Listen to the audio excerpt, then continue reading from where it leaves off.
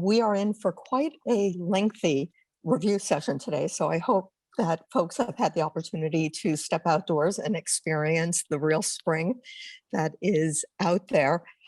I also will note that our public hearing on Wednesday has 4 items, and so that should be a correspondingly shorter meeting than today. So thank you for your forbearance. And Ryan, with that, do you want to begin? Yes, sure. Good afternoon and welcome to the New York City Planning Commission review session of Monday, April 5th, 2021. The time is 1 p.m. and a quorum is present. The first item on the agenda is a referral of a zoning text amendment that would apply citywide. Here to present, both for the first time to the City Planning Commission, are Angela Bellisio and Chris Lee. And before they begin their presentation, I want to note that doing anything citywide in a city as large and complex as New York is quite the undertaking, but the department doesn't hesitate to do it when we're tackling important issues of the day. We saw that with the Commission's recent approval of zoning for coastal resiliency.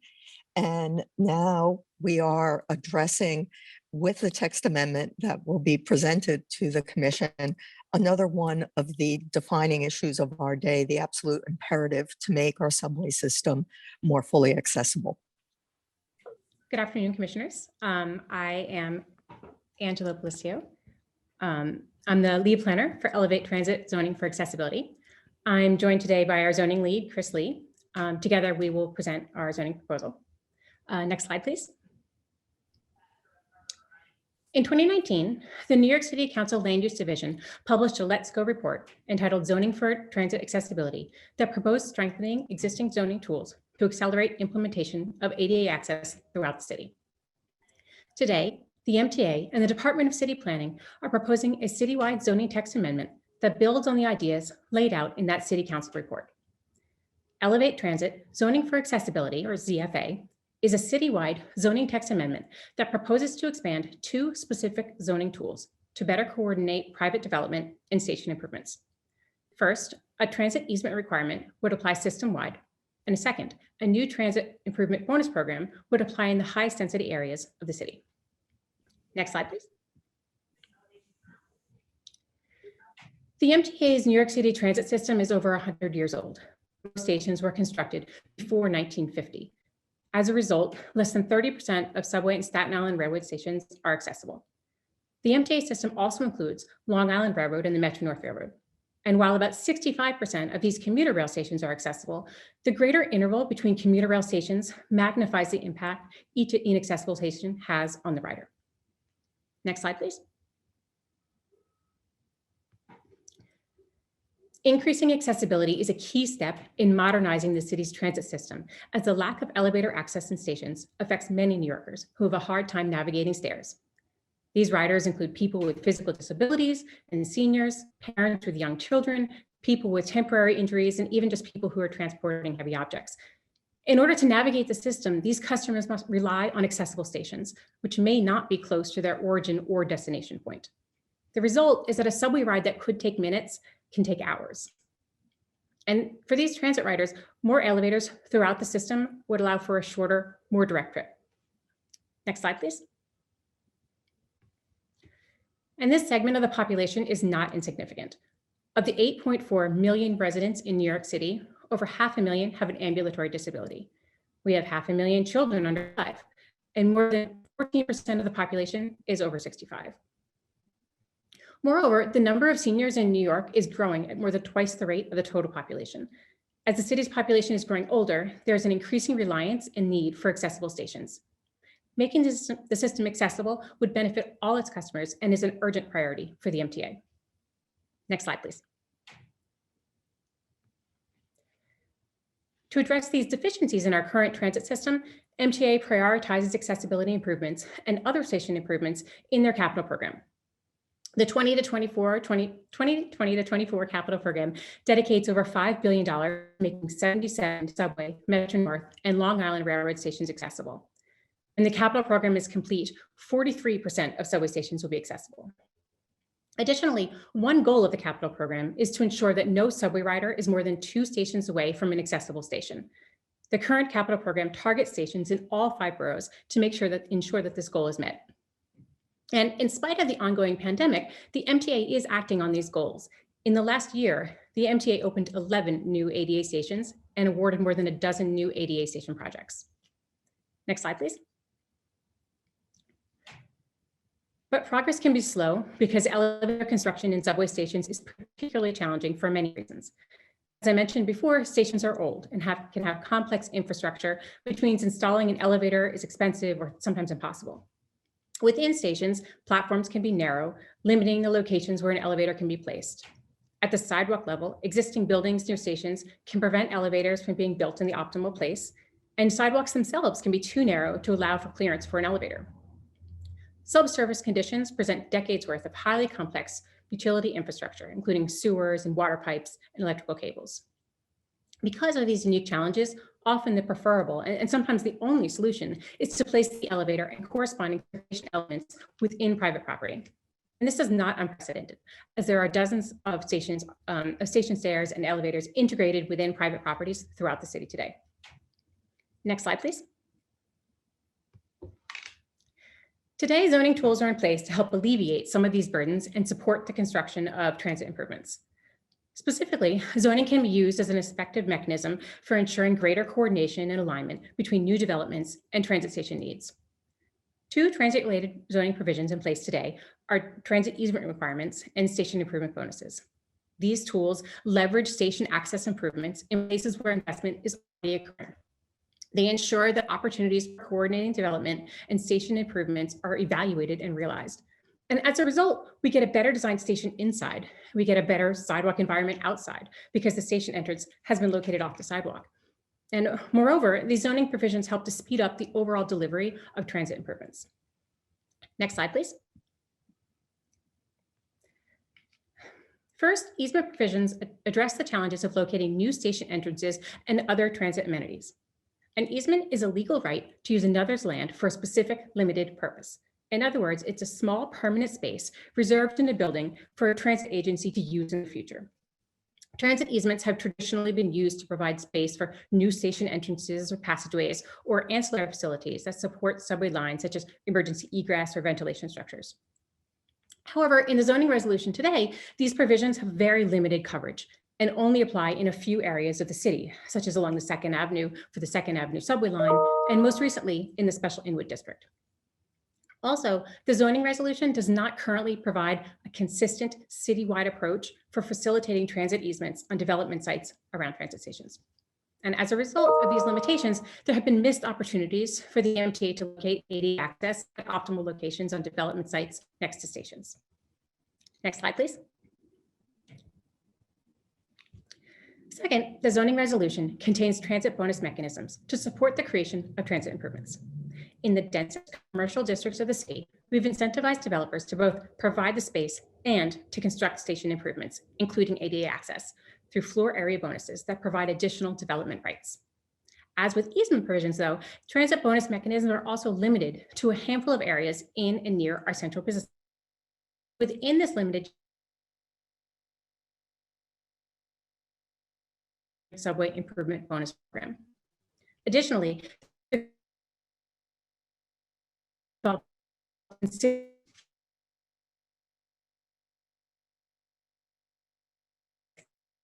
schedule. All of these factors have limited the number of subway bonus applications that we've seen to date. Next slide, please. To address some of these limitations, to address some of the limitations of these zoning provisions, we are proposing zoning for accessibility. This proposal seeks to create more opportunities for accessibility throughout the transit system through these zoning tools available to us. Next slide, please.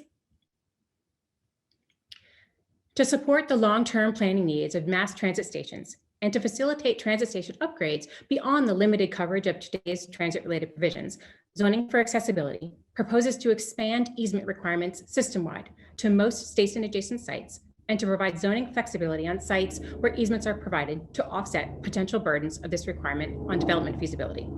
and to increase participation in the transit bonus program by increasing its area of applicability to other high-density areas in the city. Next slide, please. The first component of this proposal is a system-wide easement requirement that would assist the MTA and other transit agencies with identifying opportunities for locating future station access points and other station facilities. As part of this requirement, all developments and enlargements on zoning lots within 50 feet of a mass transit station and in applicable zoning districts would need to file an application with the MTA and the chairperson of the City Planning Commission to determine whether an easement on the zoning lot is needed to help facilitate station access improvements in the future. Applicable districts include residence districts that support multifamily apartment buildings, which are generally more compatible with transit station entrances and other transit-related uses. These districts include R5 with a commercial overlay, R5D districts, and districts with higher density levels. Medium and high density commercial and all manufacturing districts would also be subject to the requirement, as developments in such districts are more easily able to accommodate station entrances. While the process of attaining of certification would be required for most sites within 50 feet of transit stations, it is anticipated that the MTA would only ask for easements in limited places that are the most optimal for future transit access around each station. Next slide, please. If it is determined that a transit easement is needed on a zoning lot, an easement volume would be reserved for station access improvements and other station facilities. Knockout panels would be provided where needed for below or above grade access to the easement, and temporary construction access would be granted when the transit agency is ready to construct improvements within the easement volume. And while an owner could elect to build such improvements within the designated easement volume at the time of their development, construction of those improvements would not be the requirement. Next slide, please. The transit agency, in consultation with the developer and the chairperson of the City Planning Commission, would determine the necessary easement for future station upgrades. Depending on the needs of the individual station, transit easements could vary in shape and size. The vertical volume of an easement could occupy several floors, depending on the elevation of the station. Underground subway stations could occupy multiple levels below grade, whereas elevated transit stations could take up a number of floors above grade. The horizontal footprint of an easement could also vary depending on the type of access that is needed. An elevator could take up less space, whereas a new station entrance that requires a staircase and an elevator and a turnstile could require a larger easement volume. And there are also different types of easements depending on whether it is intended to provide a future station access point or, in other instances, substations, which typically warrant larger volumes in the cellar level of a development site. I'll now pass the presentation to Chris Lee, who will continue with the remainder of the proposal. Good afternoon, commissioners. I'm Chris Lee from the Zoning Division, and in the next two parts of this presentation, I'll be providing more specifics of the proposed easement provisions, as well as the expanded floor area bonus for transit improvements. Next slide, please. As Angela mentioned, easement volumes can vary in shape and size and can affect development sites in a number of ways.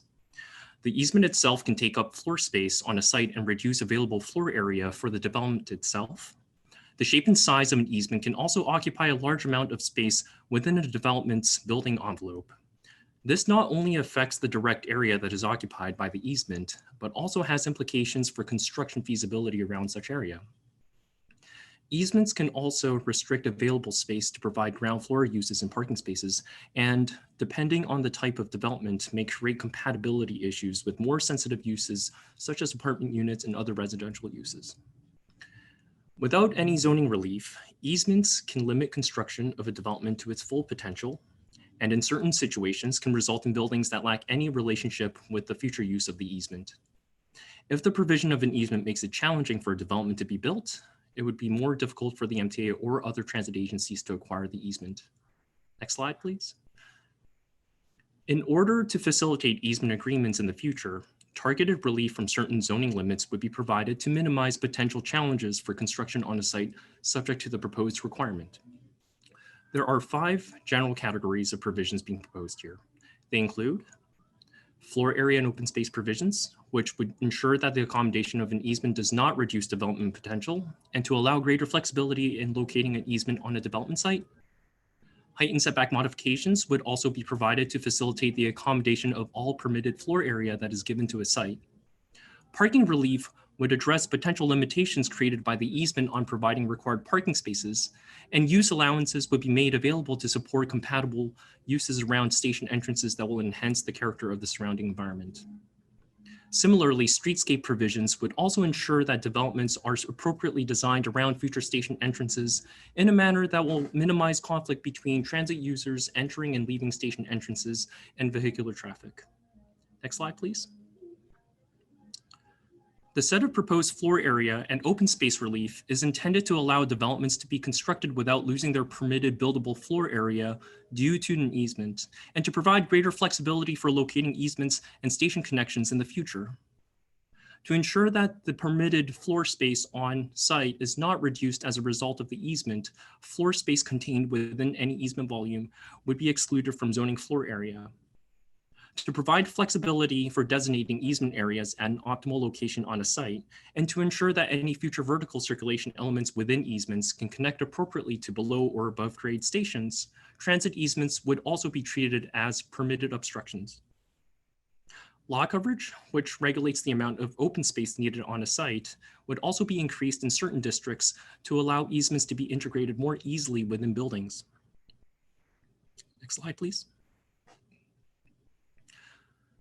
The proposed height modifications would provide targeted building envelope flexibility in districts governed by maximum building height limits to facilitate the provision of easements and permitted floor area on such development sites.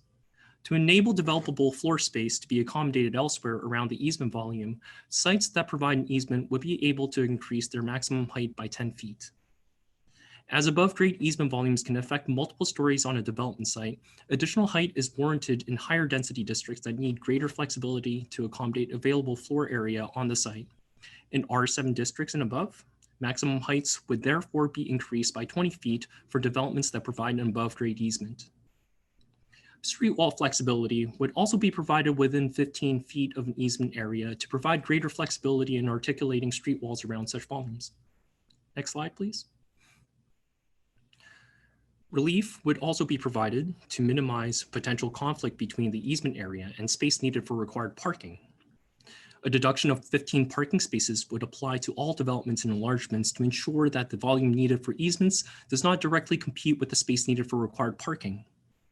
In addition, waivers would also apply to ensure that smaller sites, which often have more difficult site conditions, are able to accommodate an easement without the added challenge of providing required parking. Parking would be waived on sites with a lot area of 10,000 square feet or less in districts with higher parking requirements, and on sites with a lot area of 15,000 square feet or less in districts with lower parking requirements. Next slide. Use allowances are also proposed to activate spaces around future station entrances that will enhance the surrounding environment. In some instances, an easement may not be improved immediately with a new station entrance, and such volume could be left vacant for an extended time. To activate these vacant spaces, the proposed modifications would allow transit easements to be temporarily occupied by any permitted uses except residential use until such volume is needed by the transit agency. In residence districts, local retail uses would also be permitted as a temporary use. To promote complementary uses around easement areas and enhance sidewalk environments where future station entrances may be located, local retail uses would be permitted within 30 feet around an easement in residence districts and within 30 feet on the second floor where above grade easements are provided. Similarly, permitted commercial uses would be allowed on the second floor where above grade easements are provided on sites with mixed use buildings in commercial districts. To allow commercial floor space to be accommodated more easily on sites with an above-grade easement, such uses on the second floor would be allowed up to 30 feet in height within the rear yard. Next slide, please. Modifications to streetscape requirements would be provided to ensure that rules pertaining to the ground floor or other elements affecting street design do not conflict with station design requirements. Easement areas would therefore be excluded from general streetscape provisions, which include ground floor use regulations, transparency provisions, and planting requirements applicable in lower density districts or pursuant to quality housing requirements.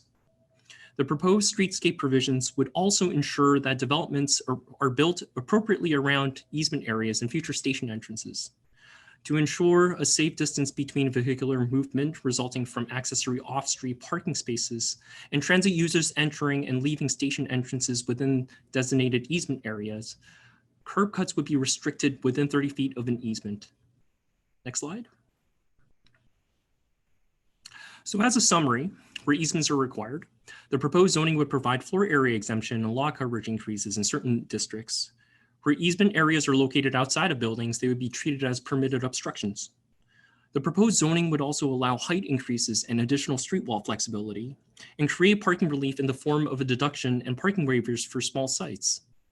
It would allow temporary uses within the easement volume until such space is needed for a new station entrance, and allow commercial uses within 30 feet of an easement to promote compatible uses around station entry and exit points. And finally, it would exempt easement volumes from streetscape requirements and ensure that curb cuts are not located within 30 feet of an easement. Next slide. In addition to the proposed regulations, additional relief may be needed to address unique site conditions that may create challenges for providing an easement. In other situations, certain developers may want to provide complementary circulation space around the easement in the form of additional open space that may warrant further modifications. To allow for additional flexibility, further use, bulk, parking, loading, and streetscape modifications would be available pursuant to discretionary review and approval. And depending on the amount of relief that is requested, modifications would either be subject to an authorization that would allow a height increase of up to 25% or through a special permit if more height relief is needed. Next slide. While the easement requirement only applies to developments and enlargements on sites with a lot area of at least 5,000 square feet in applicable zoning districts, easements may also be provided voluntarily on other sites. For such sites in the same applicable zoning districts where an easement is provided, zoning relief would apply. Specifically, on small sites with a lot area of less than 5,000 square feet, the same set of relief applicable to required sites would apply to development enlargements providing an easement. On sites with an existing building that is being converted, targeted relief would be provided to facilitate the provision of an easement area within an existing building. In other instances, instead of a transit easement, the transit agency may need additional sidewalk space or clear path around an existing or future station entrance. Where a clear path is provided, street wall flexibility would apply to allow street walls to be located beyond the permitted distance from the street line or the street walls of adjacent buildings. Next slide. The second component of the proposal is an expanded transit bonus program that would be optional for sites that are proximate to a mass transit station. Today's subway bonus mechanism grants a floor area bonus of up to 20% for a significant station improvement. The current mechanism, however, only applies to station adjacent sites in the highest density commercial districts in the city. Because of the limited applicability of this program and lengthy application and review process needed to obtain such floor area bonus, only a handful of station improvements have been provided through this tool to this day. Next slide. To address the limitations of today's subway bonus mechanism, the proposed transit bonus program would continue to grant a floor area bonus of up to 20% of the maximum floor area ratio for developments and enlargements that construct station improvements, but expand the geography of areas where a transit bonus may be used to other high density areas. Such floor area bonus would be subject to a simplified discretionary review and approval process in the form of an authorization. Next slide. In order for a floor area bonus to be authorized, the owner of the development site would have to construct a significant station improvement. Such improvements could vary and include a single or a variety of station upgrades. Where stations are inaccessible, ADA upgrades would be prioritized.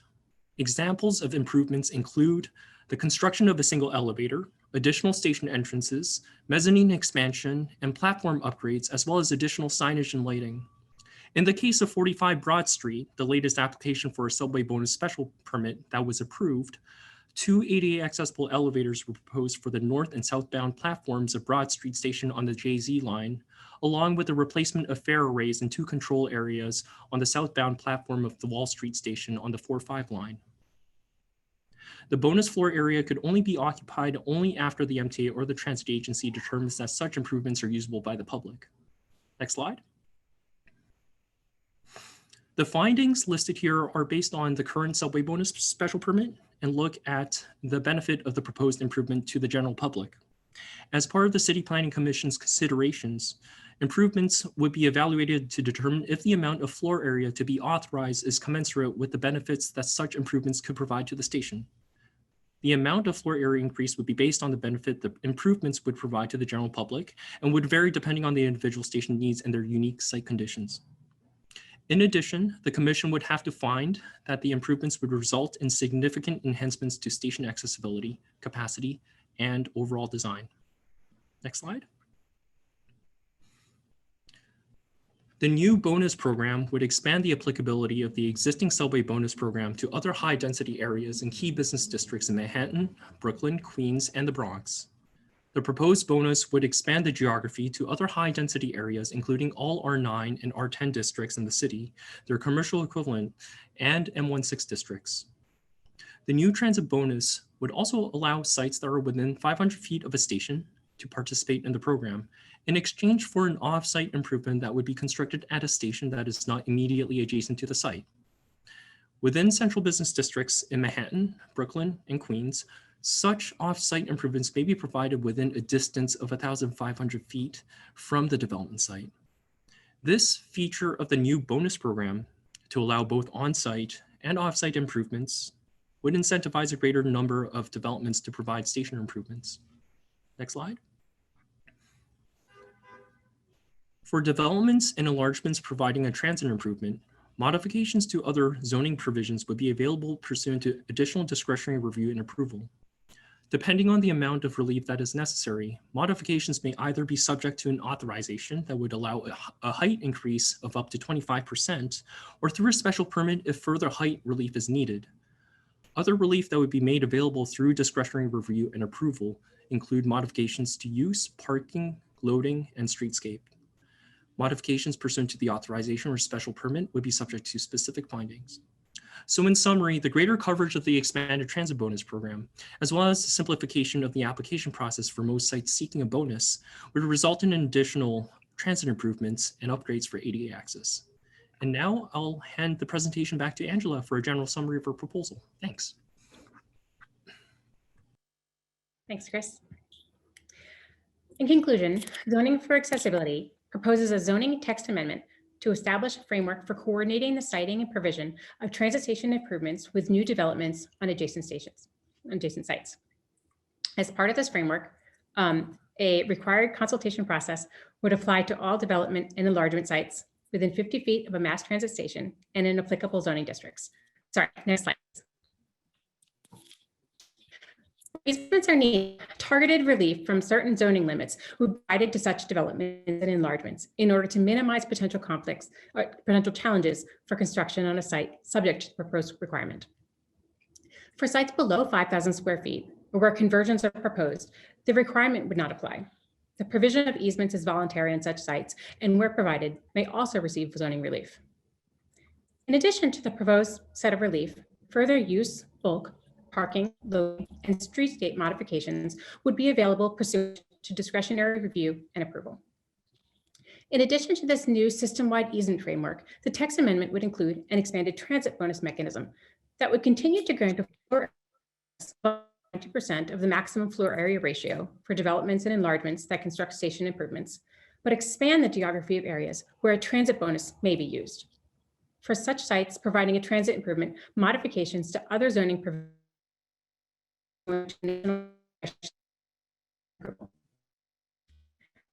concludes our presentation, and we would like to open it up to questions. Thank you. Before opening it up to questions, I would like to emphasize that this proposal was developed in very close coordination with Council Speaker Corey Johnson, the Council's land use staff, the MTA, and the Mayor's Office for People with Disabilities. And so I very much want to thank them for their partnership. The proposal is better because of their input. And I see Commissioner Capelli. Yes, this proposal is music to my ears. Having spent 8 years on the MTA, worrying about how we were going to deal with this tremendous shortfall in the system, perhaps even greater than the transit deserts that exist around the city. The lack of accessibility to people with disabilities was something that pained me greatly. And while fighting for shrinking dollars from the public sector was a challenge, it's nice to see that some thought has gone into this about incentivizing the private sector to do even more in doing that. So I applaud this approach. I'm very interested in seeing how this, what the public input is on this as we go through this process. But this is smart planning, and keep it up. Thank you. Thank you. Vice Chair Knuckles. Thank you, Chair. I agree with my colleague that this is a much needed, I wouldn't call it an amenity. I think it's a necessity to the citizenry. Two quick questions. I recall, as will no doubt all of you, a project that's only a few blocks from where I live here in Community Board 12 in the Bronx that would fit the proposed statutory requirement of 5,000 square feet in terms of a site plot and 50 feet of within 50 feet of a mass transit station. That project came before the commission probably 18 months ago or thereabouts. I'm just wondering, since no construction has appeared to begin, at least beyond demolition, when would, assuming this were to pass, would it just apply prospectively? Or how far back would it reach in terms of projects that are underway? So our proposal will require any site that is seeking a building permit or any sort of application with the Department of Buildings to go through this process of a certification that would determine a need for an easement.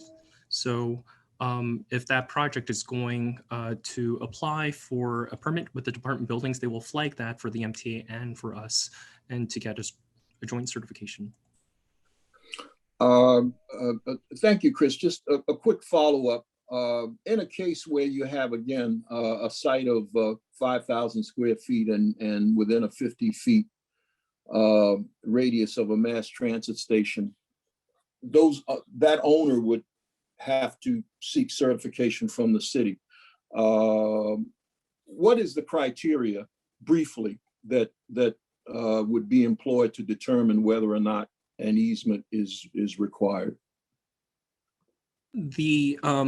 Are you referring to the site specifically, or are you referring to not this site? No, just generally. Just generally speaking. Yeah. Yeah. Well, so this is a citywide application that will affect most transit stations, mass transit stations in the city. So it will really depend on the unique station conditions and the unique station needs. But ADA access and ADA improvements are definitely a priority. So the MTA has concept plans for these stations for future ADA improvements. And if the site if an easement on that particular site facilitates that concept plan, then an easement would be determined to be required or needed on such development site. And I want to thank you for your question, Vice Chair, because that site in the Bronx is something that was front of mind. Yes. Under the current zoning resolution, there is not the requirement for the consultation. And just given the importance of having these easements available for when the MTA, one can look forward to over time, gets to every single station, having those easements reserved, we think will markedly facilitate and speed up the process. No, I agree, Chair. And you will recall I raised it, as did you, with regard to that particular site. So if I understand you correctly, Chris, this is really the MTA criteria that they have that will evaluate each site citywide. Yes. All right, thank you. I'll note that the site-by-site is also appropriate given the various configurations, including as at the Bronx station, the fact that it's an elevated station. In other areas where the subway is underground, the adjacent sidewalks can be of varying widths, and so a station-by-station approach or a site-by-site approach is warranted, we believe. Next is Commissioner Cirillo. Thank you, Madam Chair, and thank you for the presentation. So I have a variety of questions. I'm going to start with the big picture question first, and admittedly, it is somewhat selfish, but in the development of the rezoning for East Midtown, the importance, significance, and relationship between transit improvements and development was never clearer, and there is some familiarity in how this is presented, where we link development rights to transit improvements. My question is how this relates to a zoning district that has already a built-in system for developers to work with the MTA on potential transit improvements, and whether there's this sort of second track that needs to be dealt with versus the underlying zoning, the district. And for as an example, in the zoning text for Greater East Midtown, in consultation with the MTA, in fact, by suggestion of the MTA and recommendation, there are key projects that are listed in the zoning text that are linked to bonus options, and they're there for developers to choose depending on location and what their goals may be in terms of what is attempted to be developed. In this case, the idea of the easement and perhaps the transit bonus, which of course is in that respect the same thing, but may involve projects not listed in the zoning text, which were prioritized for East Midtown. How did these things potentially relate? And it would just be helpful to understand that a little bit. Commissioner, thank you for your question. I think there are a couple of questions that you've posed. One is East Midtown has a current framework for transit improvements.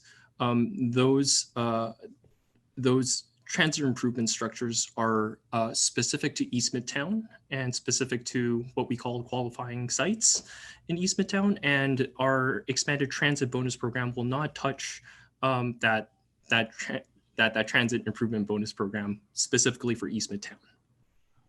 Okay. However, we are applying the expanded bonus program to all other sites, and if need be, if the MTA and the developer that is seeking this bonus outside of East Midtown determines, and if the transit station is within that eligible distance, if the improvements are appropriate, then that application would be able to provide that specific improvement that is listed in East Midtown.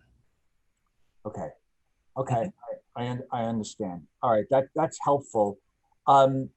Just two questions which relate to streetscape part of the presentation. The 30-foot sort of the 30-foot I don't know what the word is, sort of inability to do anything within the 30 feet. How is the 30 feet measured? On the rendering, it was hard to figure out where the beginning is and then where the 30 feet begins. Is it 30 feet in each direction, so it's really 60 feet? Is it 30 feet at any 30-foot length from some point to some point? How does it get determined? 30 feet from the outer edge of the easement volume. 30 feet from the outer edge of the easement, because the idea of, which I understand, of course, the curb cut prohibition, you know, you could have a building that has a loading dock that at some point there's only so much space. I just wondered how far on a block of the frontage of the building, whether it was 30 or 60, it wasn't clear to me how it was. You made it clearer. So it's 30 feet in width from the outer edges of the easement, and there would be a restriction that would not allow for any sort of curb cuts within that distance. Yes. And are there any other prohibitions to the use of the sidewalk that the department is envisioning with respect to the streetscape, about what else could be put potentially in that 30 feet? We know there's no curb cut permissible, but are there any other prohibitions that are envisioned for that 30 feet that would be part of the streetscape? Or No, as our proposal stands, it's just the curb cuts that would be restricted within 30 feet of an easement. So if there was, I'm making this up, a phone booth or a wayfinding sign, or I don't know, a bench or something like that be installed, or a new street light, it could fit within that 30. That's correct. So the purpose of the 30-foot restriction is to ensure that, there's, you know, that the distance between an easement which would have a transit station entrance in the future that would generate a lot of traffic from transit riders, and possible car traffic coming from a parking facility or a loading facility, that there is a safe distance between the two. And that makes sense. And I guess the last piece of the question that connects to this about the streetscape and how it relates potentially to the entrance of an ADA accessible access point is it envisioned, is there a difference between the new access point being on the sidewalk exterior of the site versus interior? What is envisioned there? Is it that if and when the easement, the option for the easement is actually executed on and something is constructed, is it envisioned that the access to it would be constructed from an external access point, or would there need to be accessibility from inside the building that the easement exists in? So is it sidewalk access or internal lobby space access? So again, it really depends on the site and the station need. There could be situations where the easement is entirely within the building, and there could be situations where the easement is separate from the building itself. So it just really depends on the station needs and the site. Or against an outer wall where access might be capable of being obtained from an exterior point of view. Okay. All right, thank you. Thank you so much, Craig. Thank you. Thank you. Commissioner Ramprashad. Thank you. Thank you for the presentation. I have a couple of questions. Has the MTA, or will the MTA release like a master map plan of locations or blocks and lots that identify where they could put the elevator or these easements? Like, for example, if I have a property and before I develop, I just want to double check and see, am I in that area and where I would need to put an easement? Is there some kind of tool that I can use as a developer or owner? MTA is not, sort of release the footprints of their subway stations. As part of our proposal, we are coming up with sort of general maps. You can sort of see what a 50-foot envelope, 50-foot from an envelope, looks like, which is sort of any station that is adjacent. And likewise, the MTA is also sort of evaluated all of their subway stations in the process of going through the previous capital program to kind of, pick out the concept of where the ideal place for an elevator might be. So when a developer comes to them and says, the DOB has triggered me to speak to you, they can, reasonably quickly, say, yes, we actually thought about this area or not. Two more questions real quick. On slide 13, it was mentioned that they would be required to first consult with the MTA and chair of CPC, and an application will be filed. Do you know the timeline of that application process? And how much in advance would they have to do this? I'm just curious if that's been established as yet. The MTA will have 60 days to determine whether they want to have an easement on that site or not. So there's sort of the initial yes or no. They'll have a 60-day window to say. And then beyond that, there'll be a negotiation as to what that sort of easement looks like. And one more question with regards to the parking, you had mentioned that there would be a deduction of 15 spaces. Is that towards a residential calculation, a commercial, or is that like in total? So that's for the deduction would apply to any site that provides an easement regardless of the use itself. So it would apply to residential, required parking for residential, commercial, and manufacturing. And just one last thing, I just want to throw it out there for this. If a developer owner doesn't want to opt in taking some of these, I guess, zoning, getting the additional floor area or height, can they opt and get like a tax break instead? Is that something that's been discussed? The zoning does not okay. create those options. And I'll note that the bonus is optional. The developer is not required to apply for the bonus. Okay, thank you. Commissioner Marin. Thank you.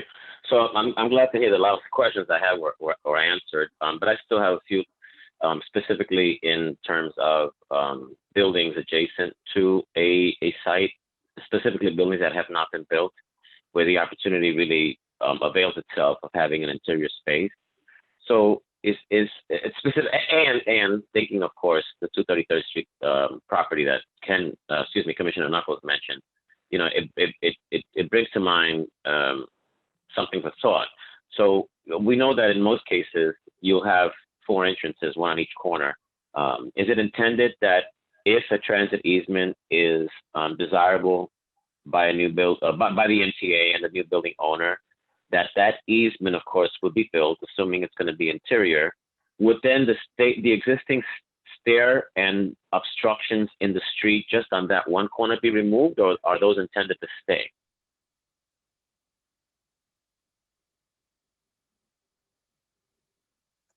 I think it depends on the station and the configuration of the station. I think if it turns out the MTA could potentially get an easement to sort of move all of their entrances off the sidewalk, and it's in a location where the existing stairs are in the way of the sidewalk, I think that they would be interested in doing that. And then it also depends sort of on the size of the station. There are some stations that sort of need a lot of entrances and exits because they have that much ridership. Correct. I just think it's a perfect opportunity to free up the sidewalk and have that conversation, because if there are typically 4 entrances, actually let's put it 2, because it's 2 to northbound, 2 to southbound, so you have the other one across the street. So if there is a capacity problem, I mean, I think it's the perfect opportunity for the MTA to discuss with the building owner, and maybe the easement that we're prescribing is not big enough, and they may need a bigger easement. And then in that case, we can have a separate conversation about that, because to me, it's the perfect opportunity to free up at least a sidewalk. Knowing the stations in the Bronx and the sidewalk tightness against buildings, it would just be ideal for in terms of fluidity. My other question was, how did we determine the 25% bonus? Understanding the zoning district that we are looking at, how did we determine that a 25% bonus would be appropriate? So as part of the zoning for accessibility proposal, we're proposing two additional discretionary actions for further relief and modifications for bonus sites as well as easement sites. With these with the discretionary actions, which include an authorization and a special permit, you would be able to waive. You would be able to modify different types of zoning regulations, including use, bulk, parking, loading, and streetscape. For the authorization, we would be providing an increase of height of up to 25%. And if you need additional height, then it would be a special permit. 25% is the amount of a height increase that you would need to accommodate the 20% floor area bonus, and at the same time retain the built-in flexibility that zoning districts have today. And Okay. I'll note that throughout our zoning resolution, we frequently see bonuses of up to 20%. And again, because it is discretionary, it can be tailored to the amount of, it can be tailored to the site conditions and the improvements that are being provided. It is not just always an automatic 20%, it's an upper bound. Got it. And then my last question would be, is there going to be some sort of design controls on these spaces so that they look uniform, or is each building owner going to work with the MTA to determine what the design should be? Commissioner, are you referring to easements, or are you referring to the transit improvements? The improvement. So let's say, for instance, we have a building, right? And we know that you're going to go into this building to get into the subway, and you're going to go up an elevator or down into the subway or up to the elevated platform. So the down into the subway seems kind of easy because you only have a one-story structure where you're going down. But when you have a two-story structure, are we intending that two-story structure will look uniform? Is it going to be glazed all around? I mean, are we requiring any design control on that space? Or is it just right now we're leaving it up to the design of the building and the consultation with the MTA? So in terms of the transit improvement itself, New York City Transit has their own design standards for those specific station entrances. Okay, understood. Thank you. Thank you. Thank you, Commissioner. Commissioner Levin. Chris and Angela, that was a fabulous presentation. One would never know that this is your first outing at this sort of stuff. So thank you very much for practicing a lot, I suspect, but making it very crisp and clear. And I think Commissioner Capelli really articulated what's on my mind, at least, and probably many of our minds, that this is really a huge step forward for addressing the accessibility problems that we have heard about in so many applications and know about from experiencing the subway. So, you know, it's all headed in a good direction.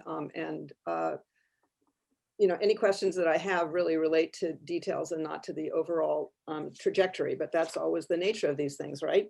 And it just occurs to me that we're fortunate here in having experience with both the easement function and with the transit improvement bonus function. You know, in limited areas where they apply, but at least the Planning Commission and the city has seen those processes at work. So it gives us greater comfort in understanding what we're rolling out across the city. But it seems to me that I guess I have two. Oh, it also occurs to me that, you know, we all reveal our backgrounds in our questions. You know, Commissioner Rampersad has lots of questions about how you actually get something built, and it won't surprise anyone that my questions are about public process, given my background in, on the community side of things. So I guess I really just have two questions, big picture, and we're going to hear a lot more in the course of public review.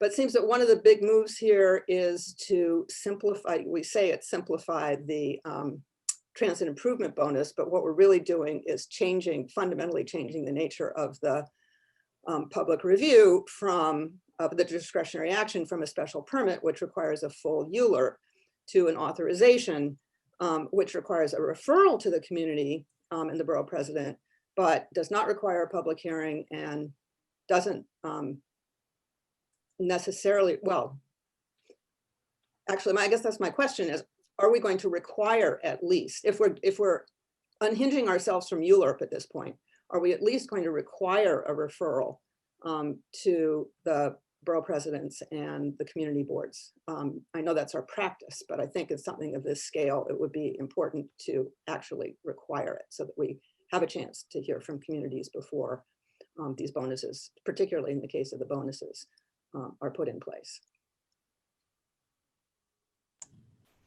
Thank you for your question, Commissioner. Yes, it will be a requirement to refer the applications out to the committee board and the borough president.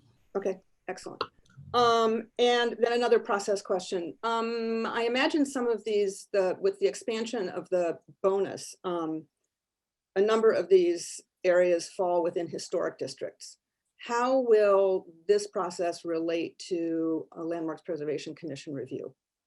I'm thinking particularly of the additional height. The landmarks review process will continue to apply for any sites that are landmarked, or whether they're in historic districts, or they're going to have to get a certificate of no effect or certificate of appropriateness. All those requirements would continue to apply. Okay, so the expanded building envelope will get the same scrutiny from them as would be required now.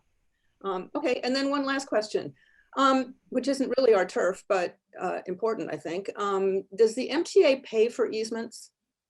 I mean, no, we have to set aside the space, or the chair would set aside the space in the case of an easement.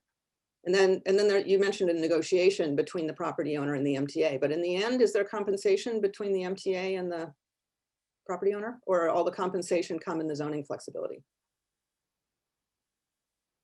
The intent is that the compensation would come in the zoning flexibility, and that the relief provided in the proposal would result in the developer being able to fully build out their project. Okay, so no cash payment between the MTA and the property owner.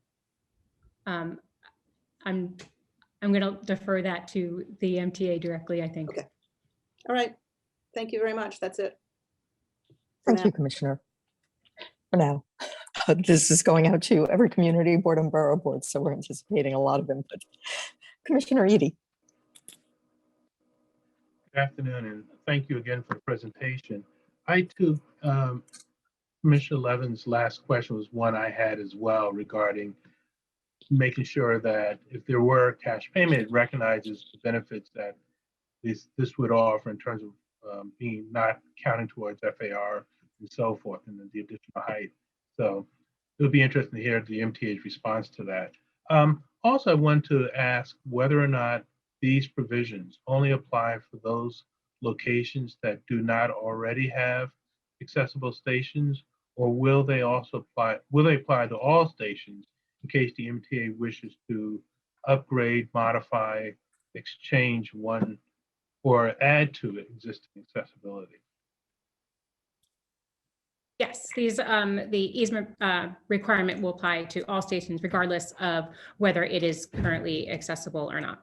Got it. Okay, thank you. And then one other quick question has to do with in residential districts, the ability to add retail, whether or not that applies only if there's already existing retail, or might you find situations where on a side street or a completely residential neighborhood, you have the intrusion of retail, which may not be appropriate. Not clear whether it would always be the right thing to do. This is a great question. So for any new developments that are subject to the easement provisions that will provide an easement volume where it's needed, and if they're in a residence district, they would be able to provide local retail uses within 30 feet of an easement volume. So it's independent of the surrounding context. Okay, it will be interesting to hear what communities and others say about that. But thank you for the clarification. Thank you. And just to clarify that, do you mean even if there's not a commercial overlay, they'll be able to put in retail under this text? That's correct. And the intended purpose is to ensure that there are compatible uses around easement volumes, and that there is some distance between, say, an apartment building, or sorry, an apartment unit being located next to an easement volume that could potentially generate Okay, so the retail gets allowed by zoning text, not by the zoning map. That's right. Okay, so we will refer this zoning text to every community board, every borough board, and all 5 borough presidents for 60 days. Okay, thank you. The second item on our agenda is a certification of a special permit in Manhattan Community District 4. Our presenter is Nabila Malik. Good afternoon, commissioners.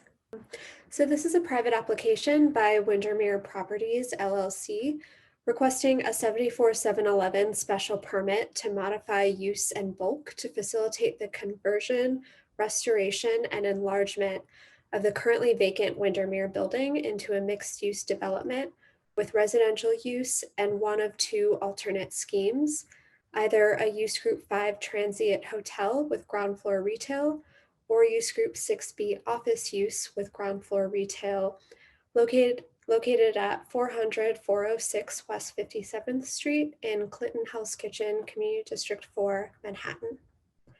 Next slide, please.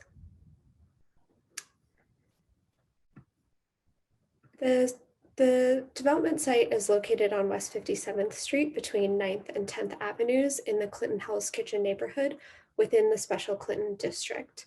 The surrounding area is characterized by high-density residential buildings with ground floor retail uses, as well as a number of institutional uses, including Mount Sinai Roosevelt Hospital, John Jay College Criminal Justice, and Alvin Ailey Dance Theater nearby. Directly across the site is a landmark church built in 1885, and there are 2 hotels located within the surrounding area, one located on the same block as the development site. The surrounding area is well served by public transportation. The closest subway station to the development site is the Columbus Circle station for the A, B, C, D, and 1 lines to the north. Next slide, please. Here's some photographs of the Windermere building looking along West 57th Street. And with the aerial image, you can see that there's a Pops right across the street along 9th Avenue, connected to a residential building on that block. Next slide, please. So the Windermere is an 8-story, primarily residential structure with ground floor retail space, which was constructed in the early 1880s. In June 2005, the Landmarks Preservation Commission designated the building an individual landmark. It's one of the oldest known large apartment complexes remaining in one of Manhattan's first apartment house districts. The applicant purchased the development site in 2009. Prior to the applicant's acquisition, the existing building deteriorated to a state of extreme disrepair, receiving a vacate order in 2007. In 2008, the city brought a legal action under the Landmarks Law against the site's then owner. Although the state Supreme Court issued a preliminary injunction, the owner didn't undertake any of the ordered repairs and instead entered into an agreement to sell the development site to the applicant. With its acquisition of the site, the applicant voluntarily entered into an agreement with the city to be substituted for the previous owner to undertake specified repairs to structural and exterior elements of the building. A substantial amount of this agreed upon work has already been performed. Because a portion of the development site is located in the preservation area of the Special Clinton District, the site is subject to the harassment and cure provisions in the zoning. Under these provisions, the Department of Buildings may not issue a permit for a material alteration of an affected multiple dwelling unless the Department of Housing Preservation and Development has either issued a certification of no harassment for the building or certified that there has been compliance with the harassment cure requirements.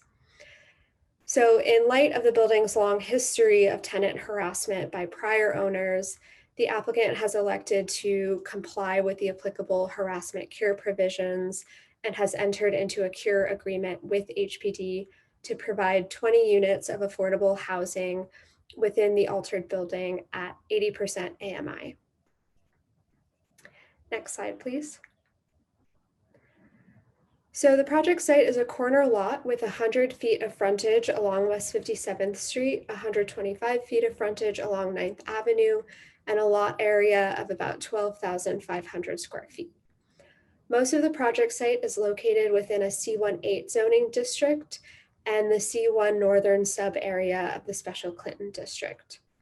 The southernmost portion of the project site is located in an R8 C15 district and the preservation area of the Special Clinton district. The building is a vacant 8-story, predominantly residential structure known as the Windermere, and it contains 68,800 square feet of floor area, including 4,600 square feet of ground floor commercial floor area along 9th Avenue and 115 residential dwelling units. The C18 district permits a maximum FAR of 7.52, and the R8 C15 zoning district permits a maximum FAR of 4.2 in the Special Clinton district. Both the C18 and C15 portions of the project site are subject to a maximum commercial FAR of 2. I'll also note here that the structural repairs ordered by the lawsuit and required in order to fireproof the building resulted in the demolition and replacement of more than 75% of floor area, such that the building no longer retains existing non-compliances in the C18 district portion. Because of this, the Windermere is subject to certain requested waivers in this application for the reconstruction and enlargement of the site. The preservation area portion of the site did not have to be demolished or reconstructed, so no waivers are being requested for this portion. Next slide, please. The applicant is proposing to alter, reconstruct, and enlarge the building and convert most of its space to either a Use Group 5 Transient Hotel, Scheme A, or Use Group 6B Office Use, Scheme B. The proposed development would contain a total of about 80,000 square feet of floor area, including about 56,000 square feet of commercial floor area and 24,000 square feet of residential floor area. A 1-story wing at the southern end of the building, the preservation area portion, would be extended westward and is not subject to any waivers in this application.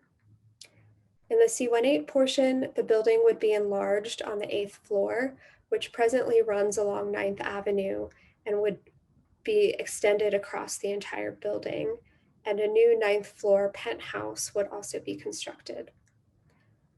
As proposed, the building would rise to a height of 8 stories at 91 feet at 9th Avenue and 57th Street, and the 9th floor penthouse would be set back from the 2 street lines and rise to a height of 103 feet. The building's central court would be divided into 2 smaller but more regular open areas in the center and at the southwest corner of the development site above the 1st floor. And the light well at the western property line would be reconstructed. Next slide, please. In order to satisfy the harassment cure requirement mentioned earlier, the building will also contain affordable housing equal to at least 28% of the building's pre-existing residential floor area. This affordable housing will be located in the westernmost segment of the building and will consist of 20 apartments located on floors 2 through 7, and the residential portion of the building will be completely separate and fire rated from the hotel or office portion. The entrance would be located on 57th Street. I'll also mention that HPD has reviewed and approved the residential plans as part of the cure agreement. Next slide, please. Under Scheme A, the transient hotel would have its primary entrance on 9th Avenue and would contain 174 hotel units on floors 1 through 8. The 9th floor penthouse would be occupied by a Use Group 6 enclosed restaurant, and there would be about 3,800 square feet of ground floor retail. The applicant is requesting a use waiver to allow commercial use on the upper floors of the building. You can see the waived area outlined in the blue dashed line. Next slide, please. Under Scheme B, the office use would consist of 49,525 square feet on floors 1 through 9. Ground floor retail space of 6,400 square feet in Scheme B would be located along the building's 9th Avenue frontage. The use waiver remains the same under Scheme B to allow commercial use on the upper floors of the building. I'll note here that the application includes 2 different schemes, but ultimately the applicant would have to pick one and stick with the plans associated with that option to go forward at DOB. Next slide, please. So now I'm going to walk you through the bulk waivers being requested. As I mentioned earlier, most of these are in order to restore the building to its original construction. The C18 portion of the development site is subject to a maximum street wall height of 85 feet or 6 stories, whichever is less, after which any building must set back 15 feet and observe a sky exposure plane. The previously existing building rose at the street line to a height of about 91 feet with no setback. So a modification of the applicable height and setback regulations is therefore being requested. With the 9th floor penthouse, the building will reach a maximum height of about 103 feet. Next slide, please. Court regulations are proposed to be modified as the inner court in the development site would not comply with the permitted obstruction regulations because it is obstructed by portions of the building and therefore requires a waiver. Next slide. For residential uses, the zoning provides that the minimum distance between a legally required window and any opposite facing wall or lot line is 30 feet. Legally required windows would open on all 3 of the open court areas, but would not have the required 30 feet to opposing walls or lot lines. A waiver is therefore being requested. Next slide.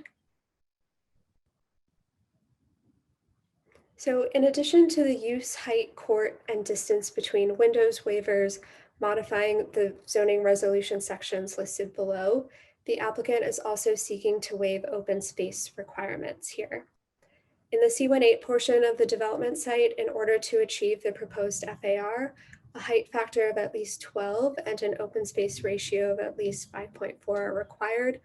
However, the proposed development doesn't have sufficient height relative to its lot coverage to achieve a height factor of 12 and provide the required amount of open space. Next slide, please. As you can see from these neighborhood character diagrams, buildings along the north and east vary in height, with the Windermere at 9 stories. The applicant has noted that although the proposed development is considered a new building in the C18 portion of the site due to the interior demolitions required for restoration, it is actually a structure that has existed since the 1880s and will remain largely unchanged except for the extension of the 8th floor and the 9th floor addition, which is set back from the street, having only minimal effects in terms of scale, location, and access to light and air on adjoining properties. Next slide, please. Pursuant to Section 74.711, the City Planning Commission may permit modification of the use and bulk regulations provided that certain conditions and findings are met. The applicant has provided a continued maintenance plan and a certificate of appropriateness from LPC and agreed to include 20 units of affordable housing pursuant to the CURE agreement. The applicant agreed to complete extensive repair and restoration of the building's exterior pursuant to several approvals granted by LPC.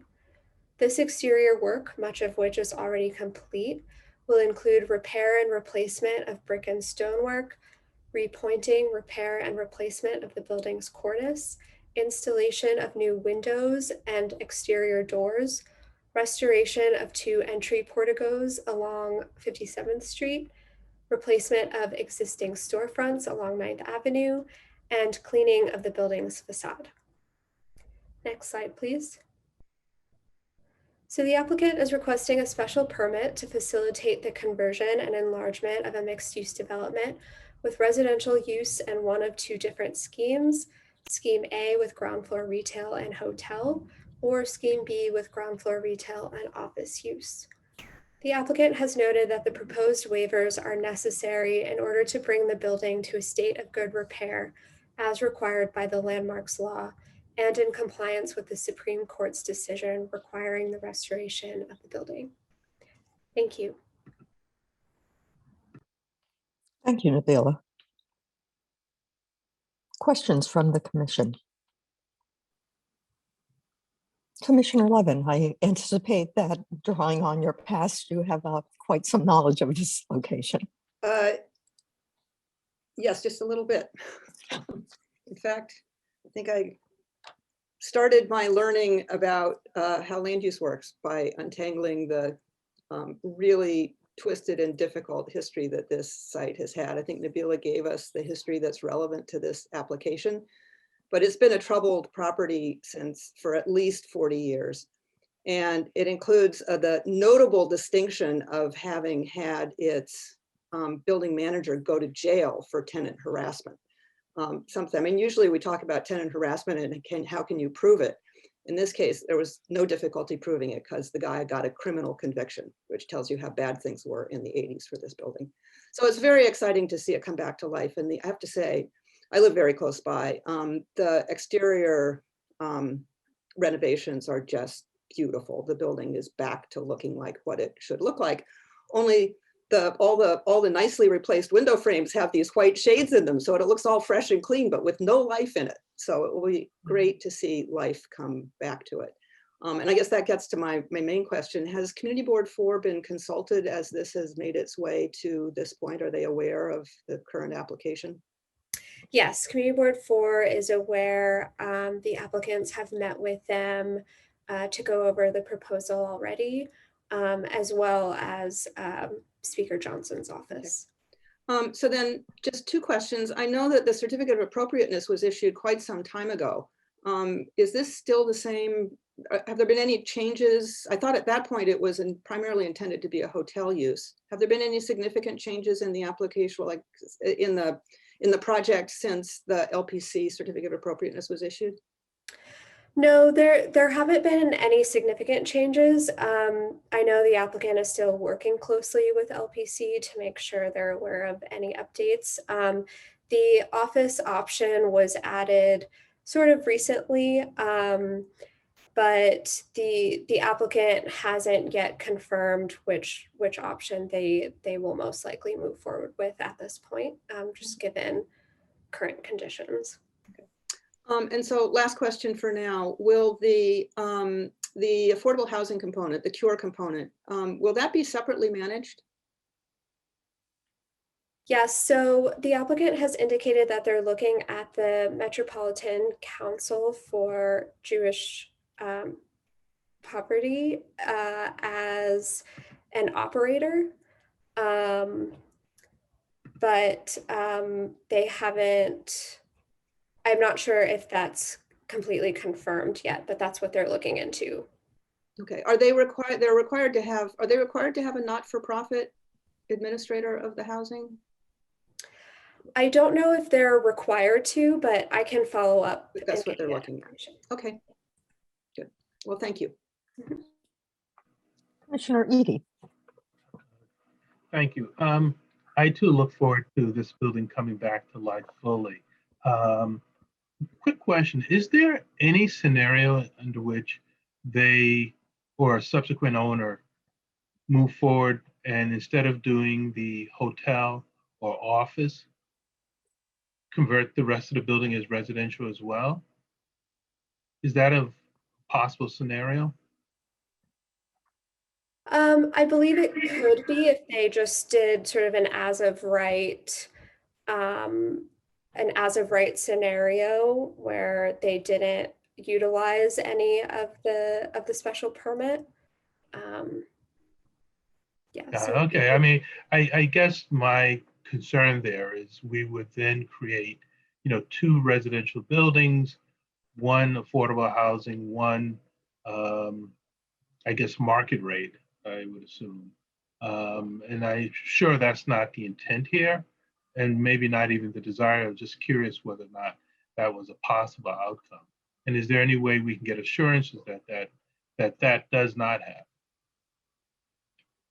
I can follow up with the applicant and we can look into it further, whether an as of right option here is viable for all residential, or whether there would need to be sort of additional waivers or a new proposal for the site. Okay, greatly appreciate it. Thank you. And I also I just want to wanna- follow up with HPD as well. Yes, will do. I just want to chime in here to kind of note that because in order to bring the building to a state of good repairs, a number of bulk modifications are actually needed to just reconstruct part of the building. So even if the use plan by a subsequent owner may be different, it's highly possible that the applicant will still need the bulk waivers, and that may constitute as a modification, the special permit granted by the commission, but we'll follow up. Thank you. So, yeah. Commissioner Marin. Thank you, Madam Chair. So I actually went to school in this neighborhood. This is an absolutely beautiful building. I'm glad that it's being preserved because we are losing a lot of our rich culture and history in the city, raising some beautiful buildings. But I guess my concern is the same along the lines of Commissioner Edie, in that if this were a total residential building, and of course the purchaser decided to do that, would we then also require? I guess I'm asking the same question Richard asked. Will we mix the affordable units in with the market rate units and not create a separate door, which is always an issue? So I too am concerned about that, and would hope that upon someone purchasing and deciding to go residential, that they would take a fresh look at this again. Thank you. And yes, just to echo Sylvia, this would, because the bulk waivers are tied to the special permit, it would most likely have to be modified if residential use were considered here. But we can follow up and confirm that.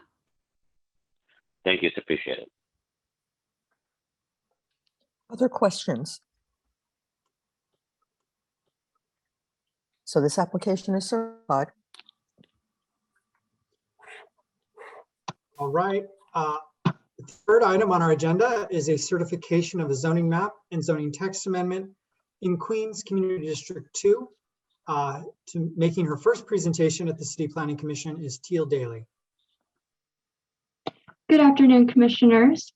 I'll be presenting the 6204 Roosevelt Avenue rezoning. Next slide, please. This is a private application sought by Woodside 63 Management LLC and Mare Nostrum Elements for a new building that would be located in the Woodside neighborhood of Queens, Community District 2. Next slide. The applicant is seeking approval of a zoning map amendment to change the existing R6 district with a C14 commercial overlay to a C44 zoning district, as well as a zoning text amendment for mandatory inclusionary housing. These actions would facilitate the development of a new 13-story, approximately 211,500 square foot building. The proposed development would contain commercial, community facility, and residential uses, including 213 dwelling units, 54 of which would be affordable under MIH option 1. Next slide. The aerial image on this slide shows the triangular project area, which is surrounded by buildings that range from 1 to 6 stories on the surrounding blocks. In the larger area, there are also buildings that reach 11 to 18 stories. Next slide, please. The proposed development is located on Roosevelt Avenue, adjacent to a transit nexus that includes a 7 train, the Long Island Railroad, and several bus routes. The Woodside 61st Street Station, an express station for the 7 train, is located slightly west of the development site on Roosevelt Avenue and 61st Street. The LIRR Woodside Station is located adjacent to the southwestern boundary of the project area and can be accessed via 2 entrances, one at Roosevelt Avenue and 61st Street, and one at 63rd Street at the southeast corner of the project area. Also located along Roosevelt Avenue are bus stops for the Q32, Q53, and Q70 SBS routes, which have stops located within 1 block of the development site. Parks near the project area include Doughboy Plaza and Windmuller Park to the west, and Big Bush Playground to the south. Park amenities include a pool, basketball courts, baseball courts, handball courts, and a playground. Nearby public schools include PS 11 Queens Catherine M. Fellon School and PS 361Q, the Woodside Community School, which are located west of the project area. Additionally, Cavalry Cemetery and the Big Six residential towers are located southwest of the project area. Next slide.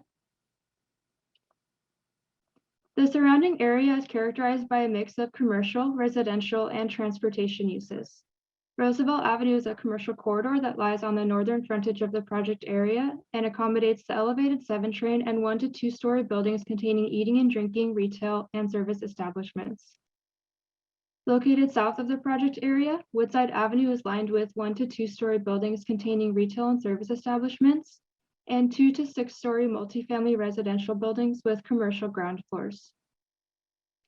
The larger surrounding area is predominantly characterized by 2 to 3 story attached and semi-detached apartment buildings and the LIRR, which cuts through the area at a diagonal. The development site is located on a triangular block east of where the 7 train and the LIRR intersect. Both have stations elevated above Roosevelt Avenue that can be accessed from the street. The LIRR station can also be accessed at the street level from 63rd Street, as I mentioned, on the southeastern corner of the development site. And at this location, there's a path that connects the street to the LIRR right-of-way and the station. The current zoning of the project area is an R6 district mapped along Roosevelt Avenue with a C14 commercial overlay. R6 districts are medium-density residential districts that include optional quality housing regulations, and these allow for buildings to reach 6 stories in height. C14 commercial overlays accommodate commercial uses that serve local retail needs and allow for a maximum 2 FAR in R6 districts. In the greater surrounding area, zoning districts include lower density R5B, R5D, and R41 residential districts. Next slide, please. The project area is 35,330 square feet and is bounded by Roosevelt Avenue to the north, the LIRR tracks to the southwest, and 63rd Street to the east. The project area consists of 7 lots on Block 1294, including lots 58, 60, 68, 76, and parts of lots 55, 56, and 73. The development site contains 4 buildings constructed prior to 1960. These buildings are 1 to 2 stories in height and contain eating and drinking establishments, retail and service establishments, offices, as well as factory and storage uses. Next slide, please. The photo on the left shows a view of the site facing southeast from Roosevelt Avenue.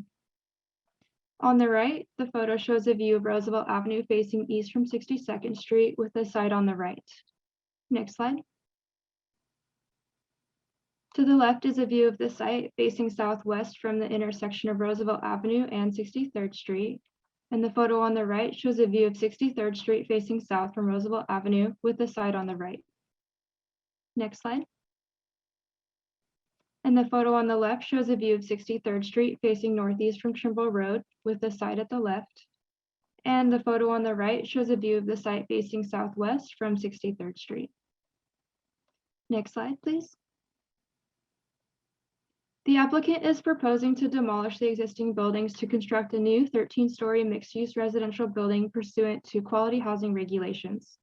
The proposed building would have a total of approximately 211,500 square feet of floor area and would contain residential, commercial, and community facility uses. There would be a total of approximately 73,000 gross square feet of commercial floor area for retail and office uses.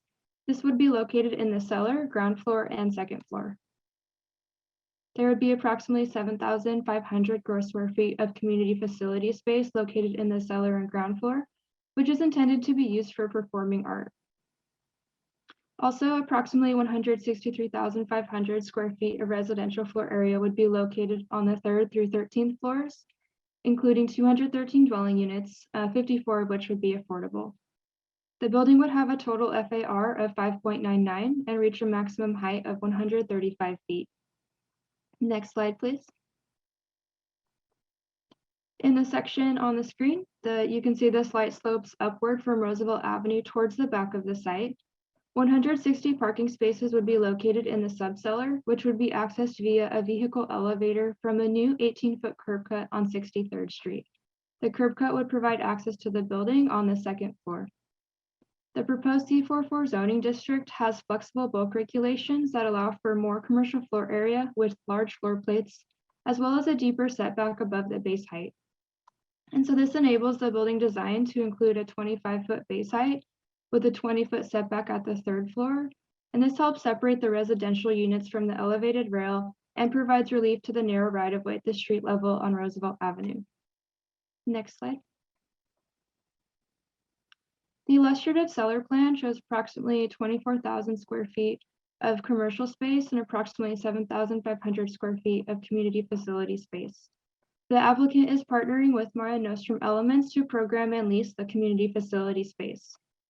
Mare Nostrum is a non-for-profit charitable organization based out of Woodside, and they're very active in the Queens art scene. They specialize in the performance and production of dance theater. The applicant and Mare Nostrum have an executed agreement for a 10-year lease and seek to bring more performance arts groups into the space proposed in the cellar, whereby Mare Nostrum would be the main tenant of the space and would rent space to other dance groups by availability. Next slide, please. The ground floor plan shows approximately 26,000 square feet of retail use that would be accessed via Roosevelt Avenue, and the residential entrance to the building is located at the rear of the development site. Next slide. And the 3rd through 7th floor plans show the layout of the residential floors, which take on the shape of two sides of a triangle with access to light and air in the middle. 213 dwelling units are proposed, and 54 of these would be permanently affordable through mandatory inclusionary housing option 1. As previously mentioned, there's the 20-foot setback at the 3rd floor, and this is greater than the standard 15-foot setback on a wide street to provide more space between the residential dwelling units and the elevated 7 train. Next slide. This render is looking northwest from a bird's eye view and shows the backside of the building and the LIRR and 7 trains. The LIRR can be accessed from 63rd Street via the pathway that connects the sidewalk to the station along the southeastern border of the development site. Next slide.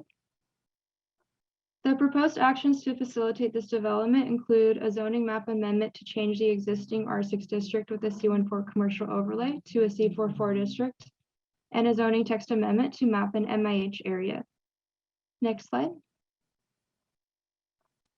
C44 districts are medium density districts that allow commercial, community facility, and residential uses that serve a region greater than the neighborhood. The applicable residential bulk regulations in C44 districts are the bulk regulations for R72 districts, which permit a maximum residential FAR of 4.6 with MAH, a maximum commercial FAR of 3.4, and a total FAR of 6.5 with community facility uses. In an MAH development, the maximum base height is 75 feet and the maximum building height is 135 feet or 13 stories, whichever is less. The proposed development would allow for moderate residential and commercial growth at a transit nexus that provides access to the subway, LIRR, and several bus routes. The proposed development is located on a wide street and next to the LIRR tracks, which provides light and air to support the added density being proposed. Next slide. The proposed zoning text amendment would designate the project area as a new MIH area with options 1 and 2. Option 1 would result in a permanent affordable housing set aside for 25% of the residential floor area for residents with incomes averaging 60% AMI. Option 2 would result in an affordable housing set aside for 30% of the residential floor area for residents with incomes averaging 80% AMI. The applicant is mapping both options, but is intending to implement option 1. Next slide. In conclusion, this is a private application by Woodside 63 Management LLC and Mare Nostrum Elements for a zoning map amendment to change the project area to a C44 zoning district and a zoning text amendment to map MAH. These actions would facilitate a new 13-story building with approximately 211,500 square feet of commercial, community facility, and residential uses, including 213 dwelling units, 54 of which would be affordable. This concludes my presentation, and I'm happy to take questions. Thank you, Teal. Commissioner Ramprashad. Yes. Next time this comes, thank you for the presentation, by the way. Next time it comes before us, if you can please ask them to provide some floor plans, also the unit breakdown, how many 1-bedroom, 2-bedroom, 3-bedroom. And also, if you could just clarify something, I'm looking at the floor plan, especially specifically slide 14. I'm just trying to understand. So the cars enter through the rear, and that's also where the residential entrance would be? The cars enter on 63rd Street onto the second floor, and then the entrance for residential is actually like on the back side of the site, around the corner from 63rd Street. If they could provide a view from that perspective, because I understand it does slope up going up the street there. So if they could do that next time it comes before us, I appreciate it. Okay, thank you. Other questions from the commission? Okay, this application is certified. Thank you. All right. The fourth item on our agenda is a certification of a zoning map amendment in Queens Community District 2. Our presenter is Scott Solomon. Good afternoon, commissioners. I'm just waiting for it to pop up.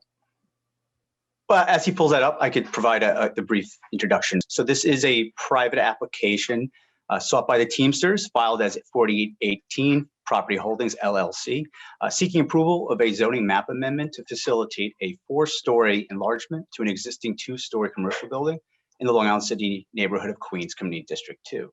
Next slide. The surrounding area is characterized by 2 to 10-story commercial and industrial loft buildings with some automotive related uses. A New York State correctional facility is located 1 block to the north, and 3 blocks to the east is a union affiliated training facility. There are several union affiliated uses, many related to training, located throughout the surrounding area in the greater Long Island City neighborhood. Surrounding area includes an M21 district, including the project area, and an M14 district mapped immediately to the north. Both districts permit industrial and commercial uses at a 2.0 FAR, but there are several 20th century loft buildings in the surrounding area built at a greater FAR. Next slide. The project area consists of one single 66,000 square foot block bounded by 48th Avenue to the north, Hunters Point Avenue to the south, 31st Place to the west, and Van Dam Street to the east. These large, long blocks reflect the predominant street layout of the surrounding area. The project area consists of 3 lots, lots 1, 6, and 14. Development site lot 1 is a 30,000 square foot trapezoidal corner lot with frontage on Van Dam Street and Hunters Point Avenue. It is currently improved with a 2-story commercial building owned by the applicant and currently housing the headquarters of an affiliate local union, Local 813, other affiliated labor organizations, and 1 unaffiliated office tenant. Immediately west is lot 6, a 17,000 square foot corner lot improved with a 2-story manufacturing building. Lot 14 comprises the northern third of the block and consists of a 20,000 square foot corner through lot, currently improved with a 3,500 square foot auto leasing center. Just northwest of the project area, across 48th Avenue, are the Fauci and Factory buildings. These are mixed commercial and manufacturing buildings that are illustrative of this loft district. The Fauci building is built at just below a 5-point FAR, and the factory is at an 8 FAR. The area is near several major arterials, including Queens Boulevard, 2 blocks to the north, and the Long Island Expressway, 800-foot block to the south. The area is well served by public transit. The 33rd Street Boston elevated subway station with access to the 7 line that runs along Queens Boulevard is an 8-minute walk away. Along with buses along Queens Boulevard, there are bus routes that traverse Van Dam Street and Borden Avenue, which runs parallel to the LIE. Next slide, please. Following our photos of the existing conditions, on the left, photo 1 is a view of the development site facing southwest from Van Dam Street. Photo 2, a view of Van Dam Street facing south with the development site at the right. Next slide. 3 on the left is a view of the development site facing northwest from the intersection of Hunters Point Avenue and Van Dam Street. Photo 4 on the right, view of the development site facing northwest from Hunters Point Avenue. Photo 5, next slide, please. Photo 5 is view of the project area facing northeast from the intersection of Hunters Point Avenue and 31st Place. Finally, a view of the intersection of 48th Avenue and Van Dam Street facing west, project area at the left. Next slide.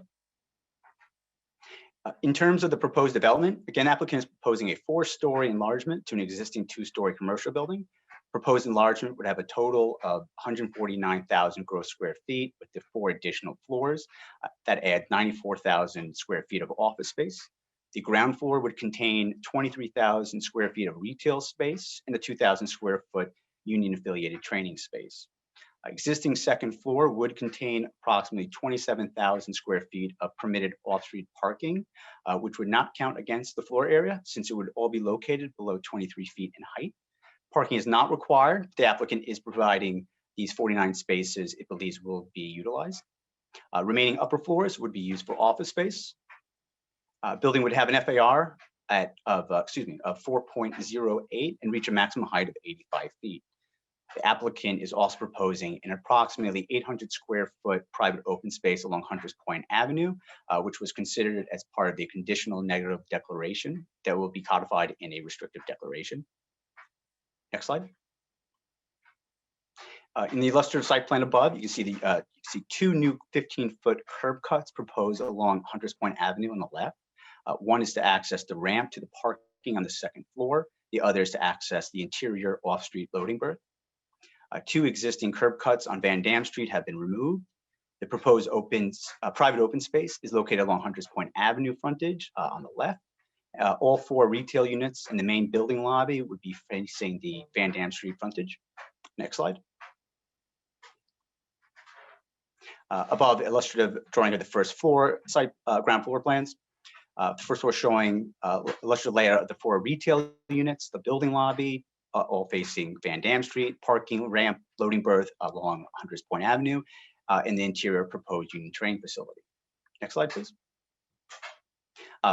This is a second story layout illustrating the 49 permitted parking spaces with the ramp coming up from Hunters Point Avenue.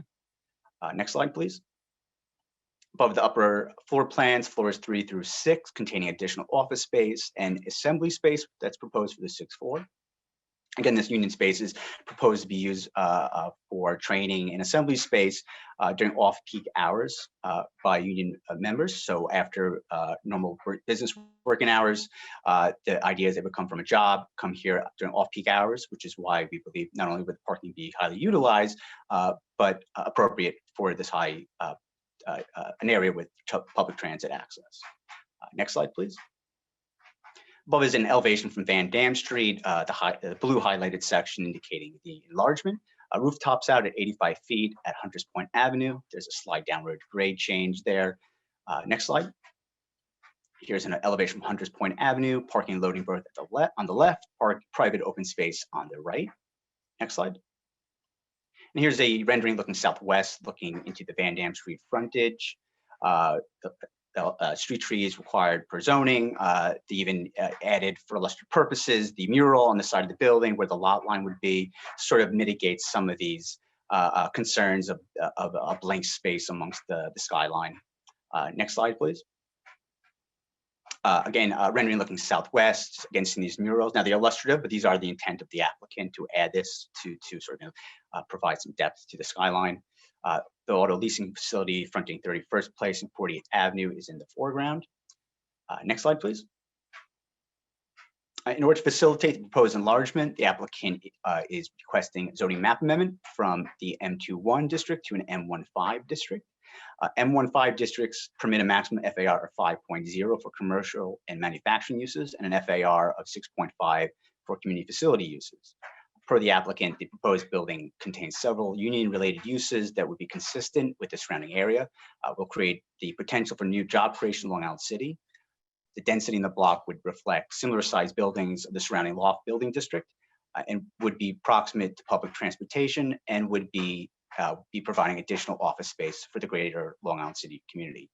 concludes this presentation and happy to answer any questions. Thank you. Thank you, Scott. Questions from the commission? Commissioner Ortiz.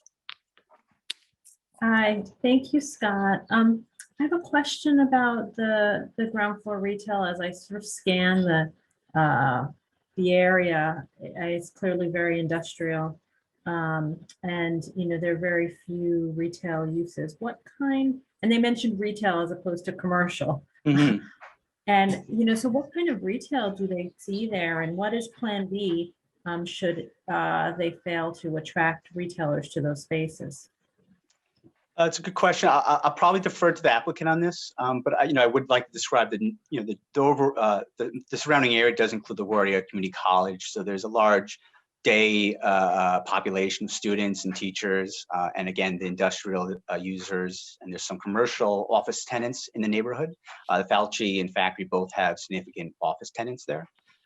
So I think local retail, maybe some eating and drinking establishments are proposed here. But I'm going to defer to the applicant to provide a little more detail because regarding tenancy, I don't have any more details there. I will just add that they have been wanting to pursue food and beverage opportunities because of the sort of lack of surrounding ground floor activity. As it stands, there are internal food and beverage courts in both the Fauci building and the factory that have proven to be quite successful because of the surrounding institutional and manufacturing uses here. And so it's certainly been a desire for many of the people that live in this neighborhood to have more destinations for lunch and for coffee. And so that's been front of mind for this applicant team as the direction that they would like to take with ground floor commercial. To that point, the distance from LaGuardia seems somewhat significant. What are the length of these avenues, between, say, Hunter's Point and, between 47th and 48th on average? They're quite long blocks. Yeah, the street layouts, they're anywhere between 480. Van Dam here sort of tightens up to 600 to 700 feet long. 800 feet, I should say. And those blocks right now are fairly difficult pedestrian walking blocks, right? I mean, the average person is walking along blank wall streets, correct? Yeah, there's significant industrial uses where you have these long blank walls. Yeah, so I would imagine that would be a challenge to attracting, some of the folks you mentioned earlier, but, it's really up for the developer to respond to that question. So thank you. I will also say that this has been an area where both the Long Island City Partnership and the Department of Transportation have spent a lot of time studying the industrial needs of the area, but also recognizing that there are changes. There are a lot more non-industrial users in this area. And so they are trying to do more with respect to mitigating conflicts on the street and trying to bring opportunities. In this case, this project has some outdoor space that will serve as a bit of a respite to the truck traffic that you experience around here, but there is definitely front of mind the idea that there are ongoing conflicts between users and how we can try and remedy and create safe public realm spaces for everyone. Other questions? Okay, this application is certified. Thank you. All right, the fifth item on our agenda is a certification of a zoning map amendment in Queens Community District 14. Our presenter is Joy Razor. Thank you. Good afternoon, commissioners. This is a private application for a zoning map amendment from an R5D C23 district to an M13 district to facilitate a new 6-story self-storage facility and public parking garage located in the seaside neighborhood of the Rockaways in Queens Community District 14. Next slide. As you can see from this map, the proposed project area is located within close proximity of the A train and is located a block away from the Beach 105th Street station. The project area is also served by the New York City Ferry at the Rockaway stop, which connects the peninsula to Manhattan and Brooklyn. Despite being located 1 block from the subway, the project area is not located within the transit zone. Next slide. The project area is identified here in black and is located entirely within the 1% annual chance floodplain. Next slide. This map also shows the project area in black and highlights the damage done by Hurricane Sandy in the surrounding area. During the storm, the area was inundated with an average of 3 to 6 feet of flooding, with some lots seeing up to 18 feet of inundation. Many residents in the surrounding area are still in the process of rebuilding or retrofitting their homes in order to meet resiliency standards. Next slide. The proposed project area is bounded by Rockaway Beach Boulevard to the south, Rockaway Freeway to the north, Beach 106th Street to the east, and Beach 108th Street to the west. The development site is shown in red and is currently vacant. The remaining lots within the rezoning area are improved with a 27,145 square foot pharmacy or contain the footprint of the elevated A train and Rockaway Freeway. The New York City Department of Environmental Protection's Rockaway Wastewater Treatment Plant is located directly north of the project area. South of the project area is improved with 3 13-story residential buildings known as Surfside Park Apartments, which were built in 1963 and contain 770 dwelling units. The adjacent lots to the east of the project area was recently redeveloped with a 4-story community facility building and surface parking lot. West of the development site are 1, 2, and multifamily residential buildings ranging from 1 to 3 stories in height. Next slide. The proposed project area was originally zoned R5 in 1961 and then rezoned with a C22 commercial overlay in 1962. In 2008, the area was rezoned to R5D C23 as part of the Rockaway neighborhood rezoning, which sought to reflect established neighborhood patterns in lower density residential areas and to provide for moderate growth opportunities at select locations along major commercial corridors and near transit. The rezoning also increased accessory parking requirements in higher zoning districts. Next slide. These photos show the existing conditions of the development site and surrounding area. The first image shows the vacant condition of the development site from Rockaway Beach Boulevard and the elevated A train north of the site. The development site is the lot that's currently fenced off, and the Walgreens can be seen in the distance to the west.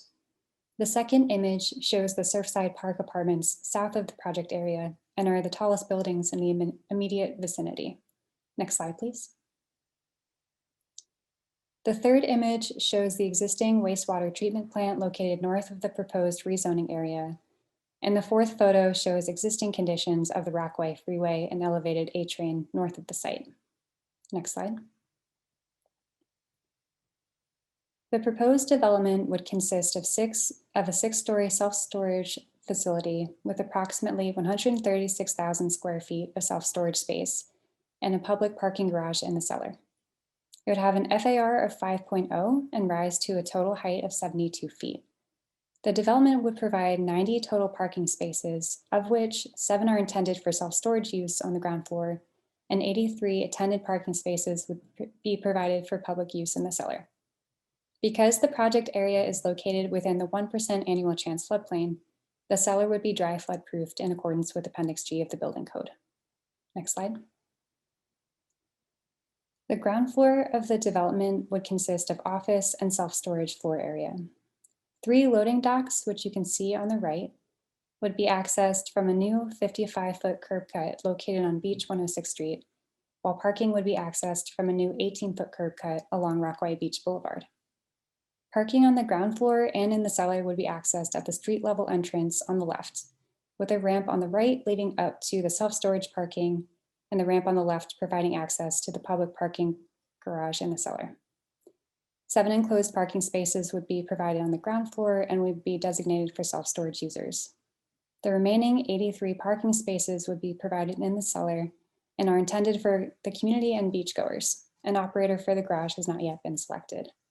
Next slide, please. As you can see here, the cellar parking is accessed via a ground floor ramp, and 83 attended parking spaces would be provided. You can also see the attendant booth that would be located in the left-hand corner. Next slide. The upper floor plans for floors 2 through 6 can be seen here, and approximately 22,000 square feet of self-storage space would be provided per floor. Next slide. This slide provides a section of the building to show the height and location of the lobby above the base flood elevation, located at a height of 12 feet. The proposed building would again be 72 feet tall, which complies with the maximum height permitted below the sky exposure plane. Next slide. This is a rendering of the proposed facility showing its location at the corner of Rockaway Beach Boulevard and Beach 106th Street. In this image, you can see how close the project area is to the wastewater treatment plant directly north of the site. The applicant believes that the proposed zoning district would serve as a transition between the residential buildings to the south and the wastewater treatment plant to the north in terms of use as well as bulk, by providing a buffer between the low-scale wastewater treatment plant and the 13-story multifamily apartments south of the site. The proposed self-storage facility is not within an industrial business zone or a designated M1 district as defined by Appendix J, and would not eliminate the potential for industrial development. Because the proposed rezoning area is not within a designated manufacturing district, it does not require a special permit. Instead, the applicant believes that the proposed facility would support nearby residents with flood-proof storage space, which would allow residents who can't or haven't yet flood-proofed their homes to store their belongings. The self-storage facility could provide space for sensitive items or construction materials for residents who are either rebuilding or retrofitting their homes. Next slide. The applicant is proposing a zoning map amendment from an R5D C23 zoning district to an M13 zoning district. M13 is a light manufacturing zoning district that would permit a maximum FAR of 5.0 in compliance with the sky exposure plane above 85 feet. Next slide. In summary, the applicant is seeking a zoning map amendment to facilitate the development of a proposed 6-story self-storage facility and public parking garage. This concludes my presentation, and I'm happy to answer any questions. Questions from the commission?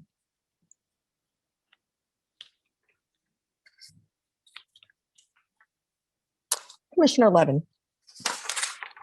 Yes, thank you, Joy. You know, it's a little disturbing to see a self-storage space located right next to a train station and a ferry station, and you know, knowing how you know, sort of up and coming some of these sites are in Rockaways, to see a basically a passive use like self-storage come in. But I recognize that being across the street from, or across the train track from, the wastewater treatment plant doesn't make it the most appealing site for something else.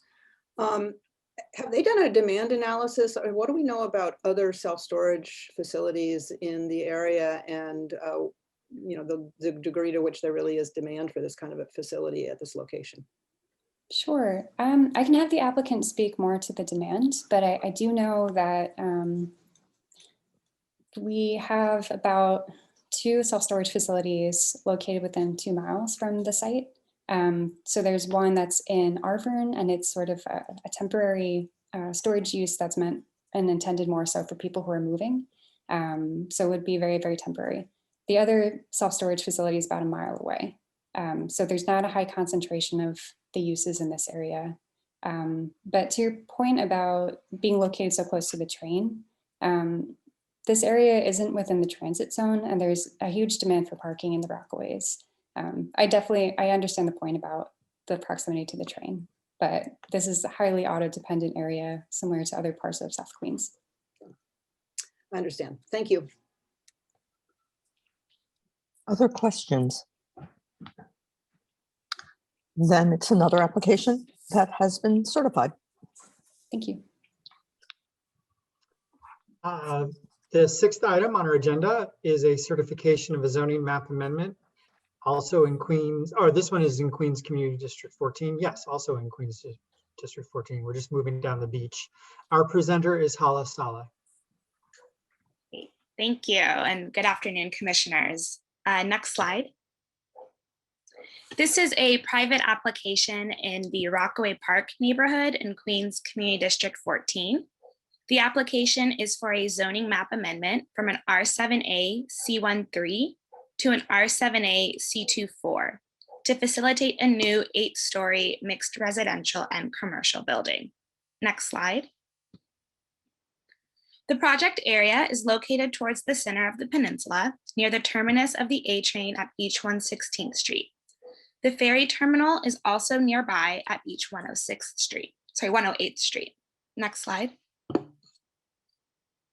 The site is located on the western side of Beach 116th, 150 feet south of Rockaway Beach Boulevard and 200 feet north of Ocean Promenade, and comprises of all or portions of 8 lots. The proposed overlay boundary has a depth of 100 feet along Beach 116th Street. The development site, shown in red, is an L-shaped zoning lot improved with 2 mostly as-of-right buildings, one of which is currently under construction.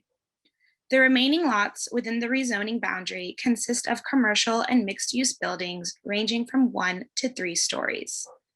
The surrounding area has a mix of uses, including eating and drinking establishments, 1 and 2 family residences, multifamily apartment buildings, and community facilities.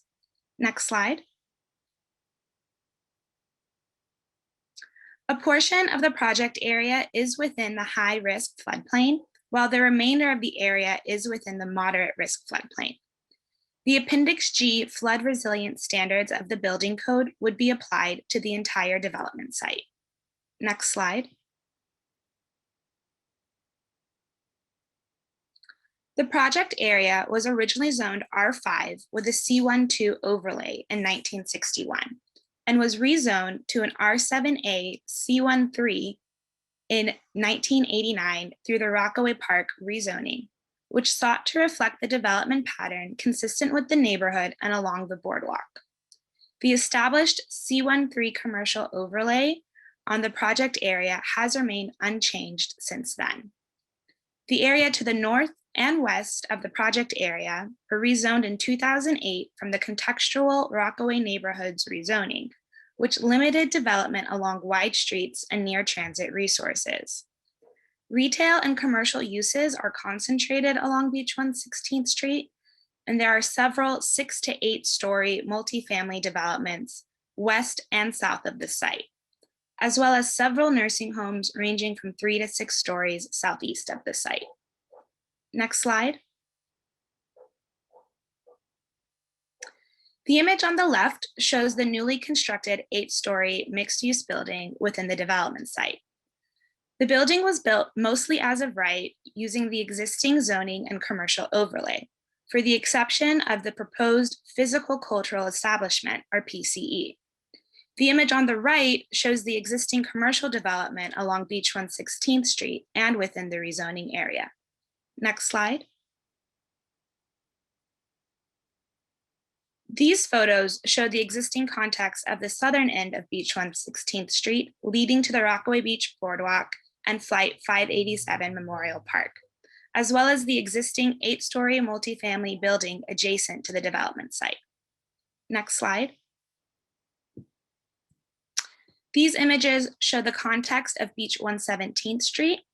The image on the left shows an existing 6-story multifamily building, while the image on the right shows the as-of-right townhouse currently under construction within the development site. Next slide.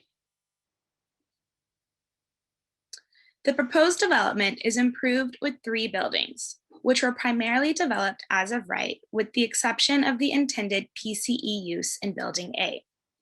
Building A is an 8-story mixed-use building with 78 market rate dwelling units and approximately 14,000 square feet of ground floor commercial space, of which 4,000 square feet is proposed as a physical cultural establishment.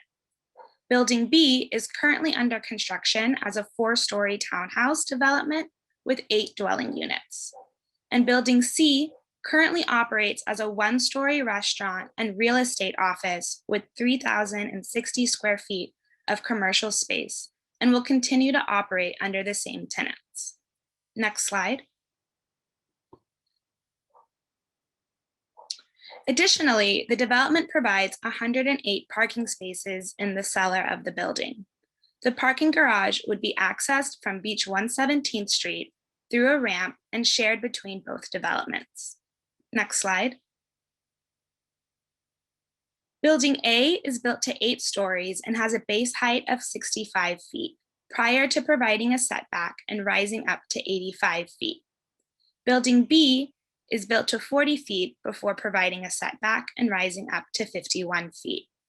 The base flood elevation is 10 feet, and Building A is designed to an elevation of 12.43 feet, while Building B would have a design flood elevation of 11 feet. Next slide.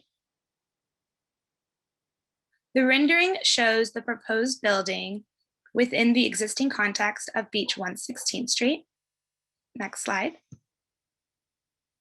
And this rendering shows the existing context of Beach 117th Street with the townhouses. Next slide. The proposed zoning map amendment would amend the commercial overlay from a C13 to a C24. The proposed C24 overlay would expand the existing permitted uses to include neighborhood services. There would be no changes to the permitted building envelope. However, the accessory off-street parking requirement would be reduced in the proposed C24 district. The proposed rezoning would facilitate the development of a PCE by way of BSA special permit on the ground floor of an 8-story mixed-use development along a wide street and near mass transit. Next slide. In summary, this is a private application in Rockaway Park to amend the commercial overlay to a C24 to facilitate the development of a physical cultural establishment within a constructed 8-story mixed-use building. I can now take any questions. Thank you, Hala. Any questions from the commission? Commissioner Burney. So thank you, Hala. Just so I understand then, the building already exists, obviously, and it has retail on the ground floor. I actually know the street pretty well because the Flight 587 Memorial is right at the end of 116th Street there, and we built that when I was with the city. But they want to introduce this new use, and what's the size of it? Did you know exactly how big it is? Sure. So the new use, which would be for a gym, is a 4,000 square foot space. However, the extension of the entire rezoning area, it extends about over 8 lots. So it would be a much higher square footage, but for just specifically for the proposed gym use, it's 4,000 square feet. And do they have a tenant for the gym that they're expecting will occupy the space? They do. Okay, that's it. Thank you. Other questions or comments? Okay, we're on a roll with another application certified. Thank you. The 7th item on our agenda is a certification of a zoning map and zoning text amendments in Brooklyn Community District 1. Our presenter is Alexandra Patti Diaz. Good afternoon, commissioners. This is an application by 307 Kent to facilitate the development of a new 9-story mixed-use building at 307 Kent Avenue in Brooklyn. Next. The applicant is requesting a zoning map amendment to establish an N15 and an N146A districts within a special mixed-use district MX8 within an existing M31, and a zoning text amendment to Appendix F to establish a mandatory inclusionary housing area. Next. The project area is in Williamsburg neighborhood of Brooklyn in Community District 1. Next. On the west side of Kent Avenue between South 2nd and 3rd Streets, just north of the Williamsburg Bridge and near the East Ferry. To the immediate east of the project area, there is a mix that includes residential, community facility, and commercial uses within several, within 1 to 5-story buildings with several eating and drinking establishments and preschool facilities. The western portions of the 2 blocks to the north of the project area are generally characterized by 1- and 2-story light industrial and commercial office buildings.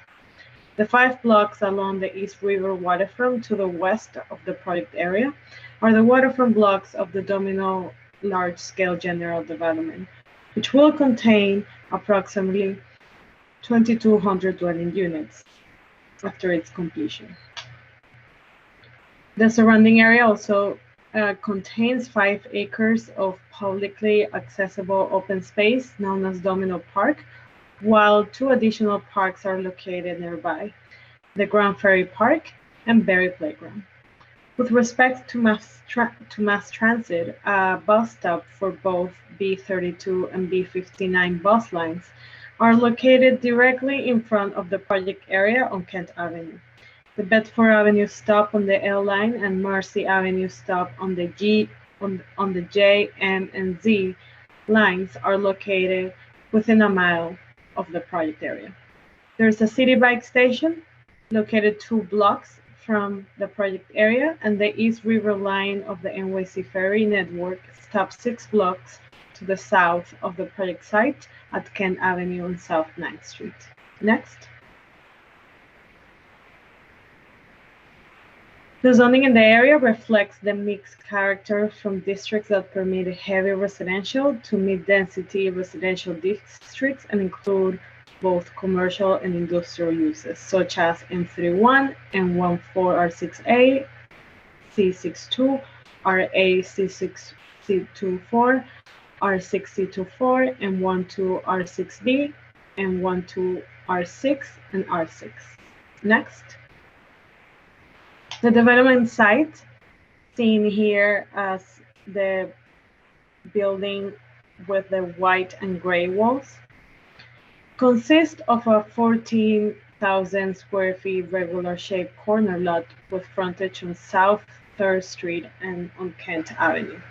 The development site is currently improved with a 1-story building, approximately 22-foot high warehouse building, constructed in 1970 with both a non-vehicular entrance and a loading berth on each of its Kent Avenue and South 3rd Street frontages. The existing building covers substantially all of the development site and provides no accessory parking spaces. Next. Adjoining the development site to the north of Kent Avenue, the lot is improved with a 1-story warehouse building, seen here as the brick building. Next. Further north, at the corner of South 2nd Street and Kent Avenue, the lot is improved with a vacant 1-story building formerly used as an eating and drinking establishment. Next. Along the frontages of both 2nd Street, which is the one that we're seeing, and South 3rd Street, which we'll see next, are 2 4-story multifamily residential buildings containing 47 dwelling units and 29 open accessory parking spaces located between them. Next, these residential buildings located within the existing M31 district were constructed pursuant to a use variance granted by the Board of Standards and Appeals. Next. The proposed development site consists of a 9-story plus cellar, approximately 93,000 square feet mixed-use building that includes approximately 8,000 square feet of retail located on the ground floor, approximately 21,500 square feet of medical office to be located on the 2nd and 3rd floor, and approximately 63,500 square feet of office space located on the upper floor. The building will rise to 5 stories and equivalent to 85 feet above the street line, with additional floors above setbacks of at least 20 feet from each street line, then rising under a sky portrait plane to a total height of 9 stories. Floor to finish ceiling heights will range from approximately 13 to 17 feet to accommodate modern commercial workspaces. Accessory parking spaces will not be required and none are proposed. No loading berth will be required. However, one loading berth is proposed and will be accessible on South 3rd Street, while approximately 12 bicycle parking spaces will be required. 62 spaces are proposed on the 7th floor. Next.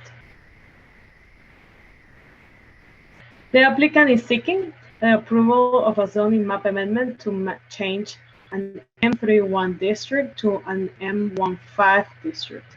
The proposed M15 district will permit all use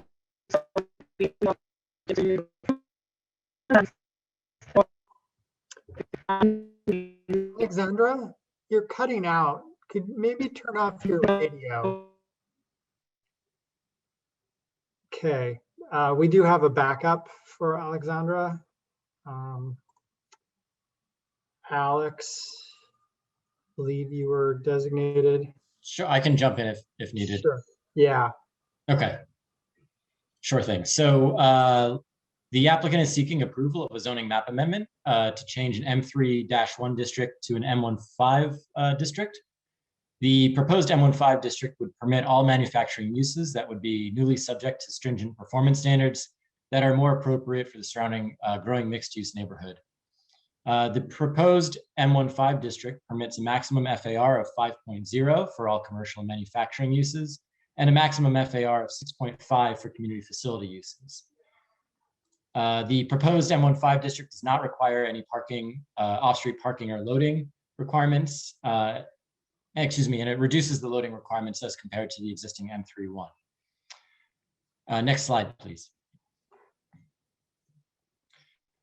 As the M1-5 district is proposed to be mapped to a depth of 120 feet from Kent Avenue, there would be a leftover sliver of M3-1 over the mid-block portion of the lot, as can be seen in this diagram. Given that the two lots that actually would exist under the M3-1 building, they're actually both existing residential buildings. And so this doesn't make sense to us or the applicant. So if you can actually go to the next slide. So they're actually proposing to move the existing MX district boundary that's located on the eastern edge of the block west over these two existing residential buildings. So it would be an extension of the MX-8, which is M14 R6A zoning district. Next slide, please.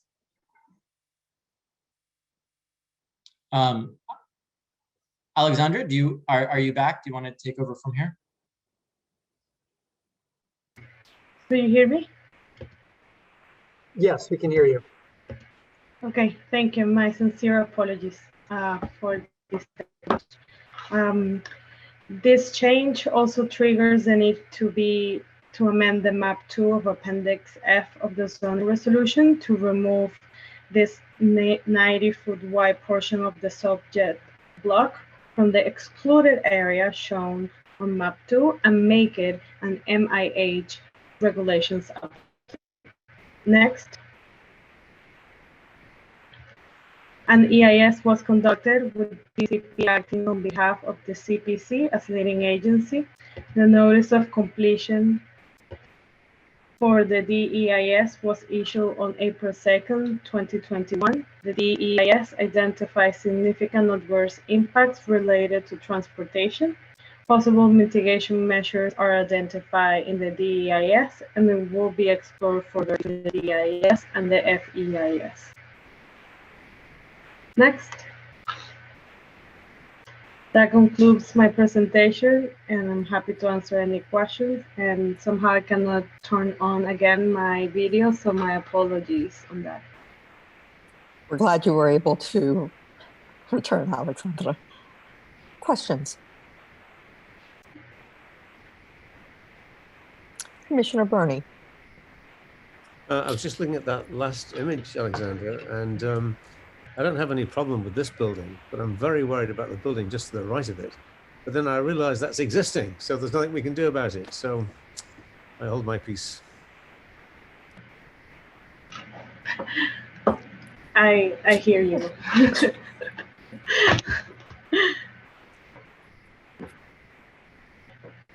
Perhaps a new building will have the salubrious effect of shielding or blocking some of the views of the nearby. Yeah, we can hope.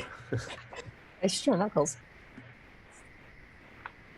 Yes, I find it encouraging and refreshing that purely commercial development is happening in Williamsburg, and particularly in this corridor, given the kind of mixed-use development that we've seen over the last 15 years. So I think that's a good sign of a kind of diversity of development that I think was envisioned 15 years ago, but didn't happen immediately. So I wish them well.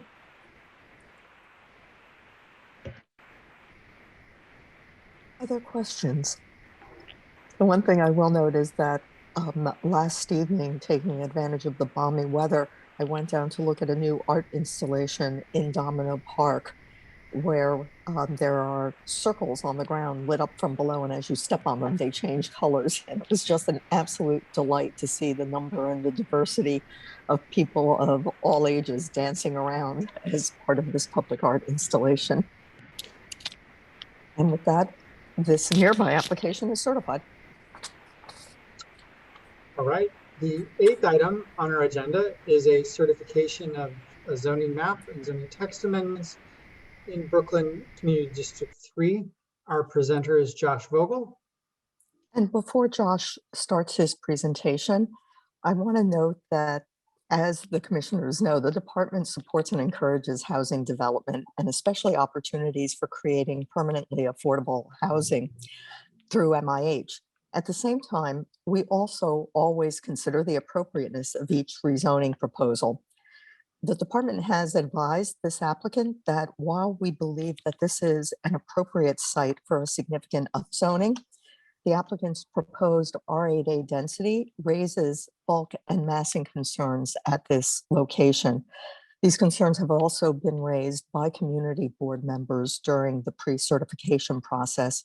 And so we look forward to seeing how this project evolves during the ULURP process. Over to you, Josh. Thank you, Chair Lago. Good afternoon, commissioners. Next slide, please. So this is an application by BRP East Brooklyn Development, LLC, for a zoning map amendment and a zoning text amendment to facilitate the development of a 14-story mixed-use building. It will contain 487 dwelling units and 10,884 square feet of ground floor commercial. Next slide, please. The project is located at 270 Nostrand Avenue between Kosciuszko and DeKalb Avenues in the Bedford-Stuyvesant neighborhood of Brooklyn Community District 3. Next slide, please. The project area is roughly bounded by DeKalb Avenue to the north, Nostrand Avenue to the east, and Kosciuszko Street to the south, all 70-foot wide streets. DeKalb and Nostrand Avenues are major commercial corridors with ground floor retail and residential above. One block to the south, the G train runs along Lafayette with a stop on Nostrand Avenue. Next slide, please. The project area lies within an R7A residential district and within an inclusionary housing designated area.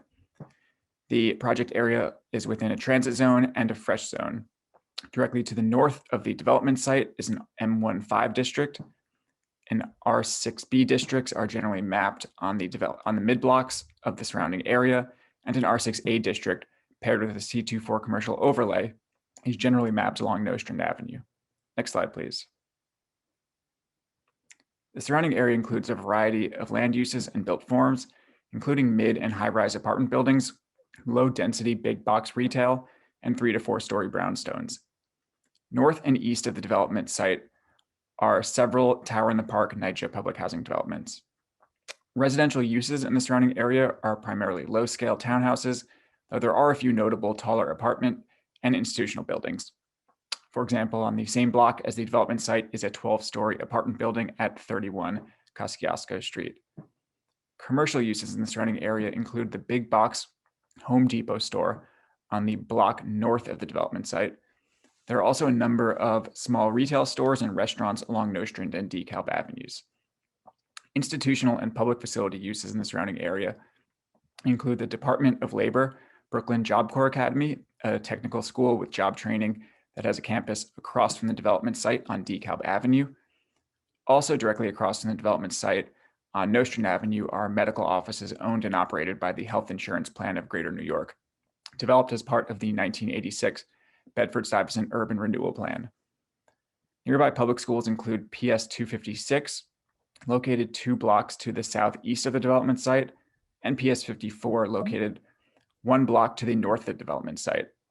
The Marcy branch of the Brooklyn Public Library is approximately 100 feet to the northeast of the development site on DeKalb Avenue. Herbert Von King Park, designed by Frederick Olmsted in a town square style, is 2 blocks away from the development site.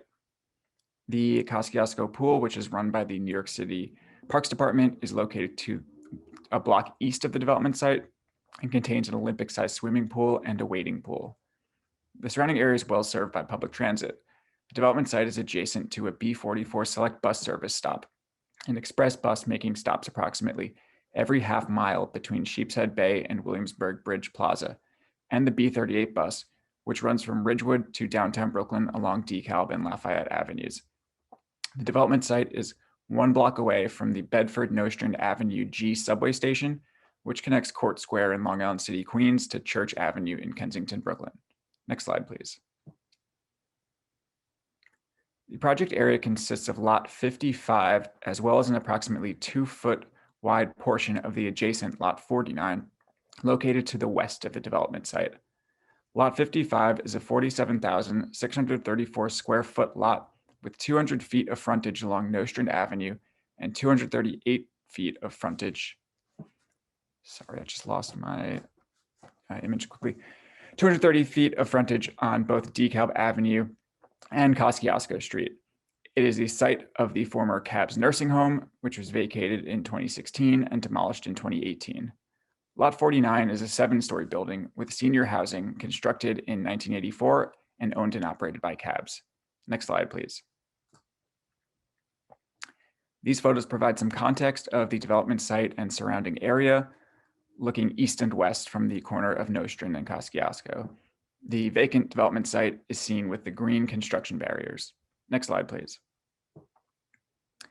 And here we see the development site from the intersection of Nostrand and DeKalb, looking southwest on the left and southeast on the right. Next slide, please. And these photos show the Nostrand Avenue frontage of the development site with the B44 bus stop directly in front. Next slide, please. The proposed development would consist of a 14-story mixed commercial, community facility, and residential development with a floor area of approximately 342,900 square feet or 7.2 FAR. The 487-unit development would include approximately 144 units that will be permanent affordable pursuant to the workforce option of the mandatory inclusionary housing program.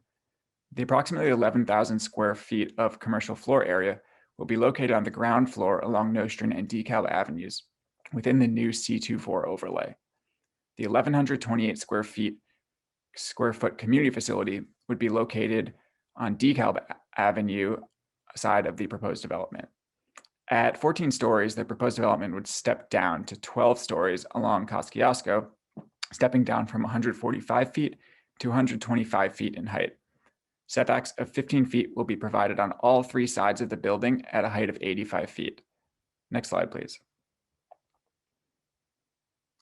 The proposed development would have a U-shaped footprint with a courtyard opening onto the shared property line between 270 Nostrand and 590 DeKalb. To provide additional sidewalk width, it would set back from the property line at a ground level by 3.5 feet on all 3 street frontages. Next slide, please. To facilitate the proposed actions, the applicant is seeking a zoning map amendment to rezone the project area from an R7A to an R8A C24 district. R7A districts with MIH allow a maximum FAR of 4.6 and a maximum height of 95 feet or 9 stories. C24 districts are commercial overlays that permit a maximum FAR of 2 in R7 districts. R8A districts with MIH allow a maximum residential FAR of 7.2 and a maximum height of 145 feet or 14 stories. In R8 districts, C24 districts are also permitted a maximum FAR of 2. Next slide, please. In addition, a zoning text amendment is being proposed to establish an MIH area coterminous with the proposed rezoning area, mapped with option 2 and the workforce option. Option 2 requires that 30% of residential floor areas serve households with an average up to 80% AMI. The workforce option requires that 30% of the residential floor areas serve households with an average up to 115% AMI. Next slide, please. In summary, the applicant is seeking a zoning map amendment and zoning text amendment to facilitate a 14-story mixed-use building that will contain 487 residential units, of which 144 will be permanently affordable, 10,884 square feet of ground floor commercial space, and 1,128 square feet of community facility space. That concludes my presentation, and I'm happy to take any questions. Thanks, Josh. Questions from the commission? Commissioner Levin. Well, thank you, Commissioner Lago. Chair Lago, you anticipated my main question here with your introductory remarks. You know, if this was not so long ago rezoned R7A and you know, with the possibility of using the voluntary inclusionary housing bonus, why wasn't that good enough? But I guess we'll hear more about that as this goes through public review. So I'll limit my question to affordability. What is the local AMI in this area? And I mean, fundamentally, my question is whether that matches, that will be served, that the need demonstrated by local AMI will be served by the workforce option, option 2. The local AMI in Community District 3 is 48,000, and the applicant has communicated the need for workforce income level housing in Bed-Stuy for more moderate and income families that where their income is too high for the large NYCHA developments in the area or the deeper affordable units and too low for market rate, but they can speak more to that when it comes back to Look forward to discussing that more during the public review. Thank you. Other comments? Okay, project is certified.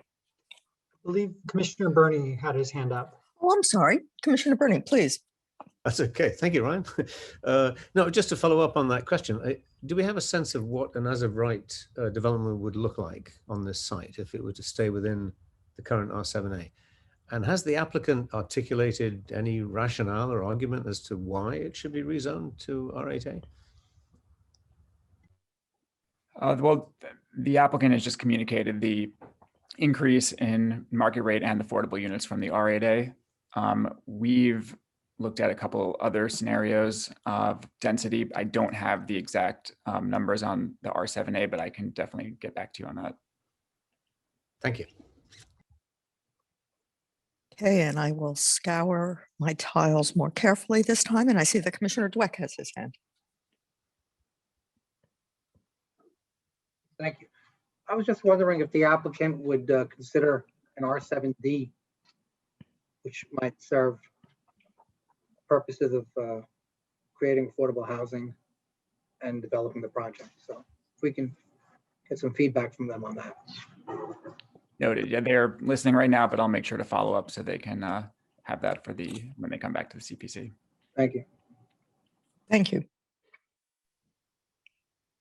And this time, truly not seeing any other hands. This application is certified. All right. The ninth item on our agenda is a certification of a zoning map and zoning text amendment in Brooklyn Community District 12. Our presenter is Colin Lee. Good afternoon. You can go to the next slide. And this is an application by Yitzhak Stern to request a zoning map amendment from an R5 to an R6B and R6B C24 district, and a zoning text amendment to Appendix F to map the project area as a mandatory inclusionary housing area to facilitate a new 3-story mixed-use residential and commercial building at 1776 48th Street. Next slide. The project area is located in the Borough Park neighborhood of Brooklyn in Community District 12. Next slide. The project area is midway between Midwood and Bensonhurst, connected via 18th Avenue. The surrounding area is primarily residential uses, with commercial and community facility uses concentrated along 18th Avenue. 18th Avenue is a local neighborhood retail corridor in Borough Park, which contains services including eating and drinking establishments, food stores, hair salons, and apparel shops. PS 192, the Magnet School, is located northeast across 18th Avenue from the project area, and the surrounding area is not within the transit zone, but it is well served by public transportation.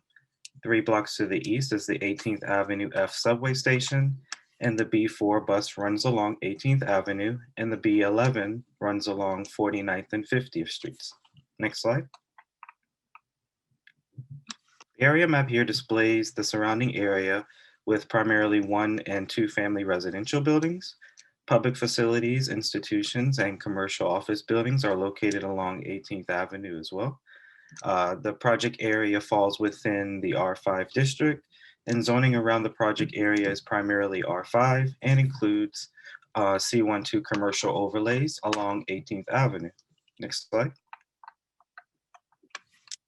And here you can see the project area along 18th Avenue between 48th and 49th Streets.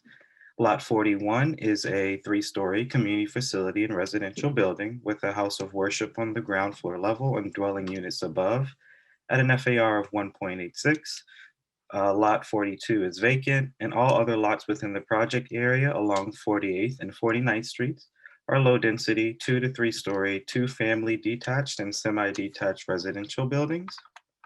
The development site is located on lot 37 on a 3,500 square foot rectangular lot, fronting both on 18th Avenue and 48th Streets. The site is developed and was built in the 1920s with a 2-story residential building, approximately 3,500 square feet of floor area at an FAR of 1.01 with 2 dwelling units. Next slide. And here are some project area photos. On the left is a view of the existing building on the development site facing northwest from 18th Avenue. And on the right is a view of the house of worship also facing northwest along 18th Avenue. Next slide. And both photos here display residential buildings along 48th Street within the project area. Next slide. And on the left are residential buildings along 49th Street within the project area. And on the right is a view along 18th Avenue across from the development site with ground floor commercial and residential uses above. Next slide. And to facilitate residential and commercial uses, the applicant is requesting a zoning map amendment to rezone the project area R6B at a depth of 100 feet and add a C24 commercial overlay 35 feet from 18th Avenue between 48th and 49th Streets. The proposal to map the 35-foot overlay would only allow retail uses along 18th Avenue and prevent the incursion of commercial uses on the established residential mid-blocks. Our 6B districts are contextual districts that allow up to 2 FAR of residential or community facility development. This district is designed to produce quality housing buildings, and these regulations are required for buildings with qualifying ground floors. The maximum base height is 45 feet. The maximum building height is 55 feet. And buildings in this district generally are 3 to 5 stories tall. Also, parking is required for 50% of dwelling units in this district. C24 commercial overlays permit non-residential ground floors at a maximum FAR of 2 in the R6B district and 1 parking space per every 1,000 square feet of floor area. The applicants are mapping MIH to the project area, which could potentially result in income-restricted dwelling units in the future, but this proposal cannot generate any income-restricted units on the development site due to the small size of the zoning lot. Next slide. The proposed building will be a 30-foot tall, 3-story and cellar mixed-use building at 6,993 square feet of floor area and a FAR of 1.93. The proposed residential floor area is 4,928 square feet with 5 dwelling units at an FAR of 1.36. The proposed retail space would be on the ground floor at approximately 2,065 square feet at an FAR of 0.57, which would consist of a use group 6 local retail establishment. No off-street accessory parking spaces will be provided since the proposed development waives out of this requirement. And this concludes my presentation, and I'm happy to answer any questions. Thank you. Thanks, Colin. Questions? Commissioner Levin. Haven't we seen this site before? Is this the same site on which we approved a rezoning for a bank back in 2010? Yes, this did come through in 2010 and was withdrawn. Now there is a new applicant, and they're bringing it back. So why should this one succeed where that one failed? Well, the previous rezoning before, the actual neighbors around the rezoning were against it back in 2010, and now this new owner went out and did research and outreach, spoke to all of the neighbors, and they're more supportive of this proposal than the previous one. The previous one was just a commercial overlay, and this one is a commercial overlay with a residential rezoning component. Okay, well, that's good to know, because I remember that those neighbors were pretty well organized. So I would reassured to know that the applicant has done their homework and potentially have come up with a use that will be acceptable to the surrounding area. I gotta say, the 35-foot overlay looks a little weird, but I guess I understand why that's part of the proposal. Yeah, that's correct. Oh, and final question, are the other property owners, there are a bunch of other lots that would be upzoned by this. Are those property owners aware of this application? In the rezoning area? Yes. Yes, that's of course. Mm-hmm. Just confirming, thank you. Mm-hmm. 2010, you're good, Anna. Yeah. I was going to offer the same comment. Quite impressed. It took me a while to remember. I said, wait, don't I know this? It didn't come immediately. Took some research. All impressive. Commissioner Burney. Okay, thank you, Colin. Do you think we could get a bit more information about the actual building, some floor plans, some other images? Maybe when it comes back again, we can see a bit more. Sure, I can speak with the applicant representative on that. Thank you. Mm-hmm.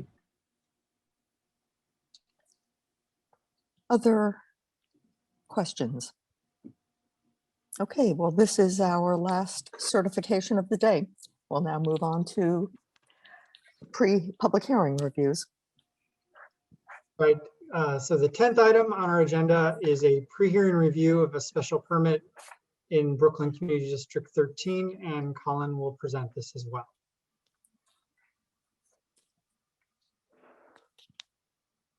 You can go to the next slide. This is an application coming back for pre-hearing on behalf of Bedford Corp Realty 3 LLC for a special permit pursuant to 10632 of the Special Coney Island Mixed Use District. And this will facilitate the development of a new commercial warehouse at 2706 West 16th Street. Next slide. The project area is located in the Coney Island neighborhood of Brooklyn in Community District 13. Next slide. The surrounding area is in the Special Coney Island Mixed Use District shown in the blue boundary on this map. The district was established in the mid-1970s and predates MX districts. The Special Coney Island Mixed Use District contains provisions to stabilize residential uses in conjunction with allowing for modest growth of manufacturing and commercial uses in specified locations. It also regulates as-of-right development for new commercial uses where they're only allowed on Neptune, Cropsey, and Stillwell Avenues, Any new commercial uses on any other streets within the district must obtain a special permit from the City Planning Commission. And this surrounding area is well served by public transportation. Approximately half a mile to the south is the Stillwell Avenue D, F, N, and Q subway station, and multiple buses are located along Cropsey and Neptune Avenues. Next slide. And the proposed development site is on a 5,500 square foot rectangular interior lot located on the western side of West 16th Street. The site is currently vacant, and all other adjacent lots bordering the proposed development site are non-residential uses. Next slide.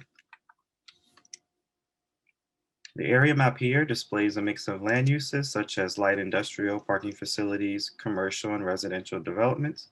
The development site is in a M12 zoning district, and this area is also within the 1% chance flood zone. Next slide. And here are some project area photos. Both photos on the left and right are views west and northwest along West 16th Street facing the development site. Next slide. And on the left is a view northeast facing the residential buildings on the eastern side of West 16th Street. And on the right is a view north along the sidewalk of the western side of West 16th Street in front of the development site. Next slide. The applicant is seeking a special permit to allow the proposed commercial use. The proposed development is a 2-story, 9,550 square foot use group 16 commercial warehouse for open storage and construction materials. Next slide. And in order for the special permit to be granted, the following findings listed here must be made. The use will comply with M1 performance standards. The additional truck traffic generated by the use or yard modification will not create harmful, congested, or dangerous conditions. And the change of use from residential to use group M or commercial use shall not displace or preempt any building which is essential to the functioning and growth of the existing residents within the district. Next slide. And as a requirement for the special permit, the applicant must show a site plan that includes the location of the proposed buildings and other structures on the site, along with the location of vehicular entrances and exits to the City Planning Commission. Next slide. And Brooklyn Community Board 13 held a public hearing and vote in January and approved the application with 31 in favor. Next slide. And the Brooklyn Borough President held a public meeting in January and approved the application with modifications and conditions. The Borough President stated that the construction of this warehouse on this lot is an appropriate land use based on the mixed commercial and industrial context of West 16th Street and supports the growth of Brooklyn-based businesses. The Borough President wants the applicants to avoid construction during the amusement season due to the amount of vehicles traveling south towards the amusement area and congesting traffic.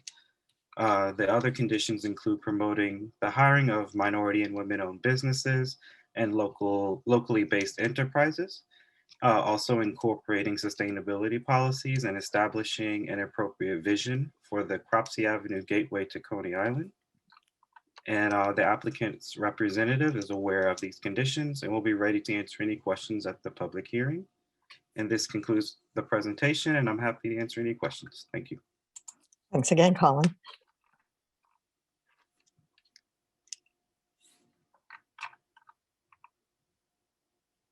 Any questions from commissioners? Okay, we will see this at the public hearing on Wednesday. Thank you. All right. Review of a UDAP designation and disposition of city-owned property in Brooklyn Community District 3.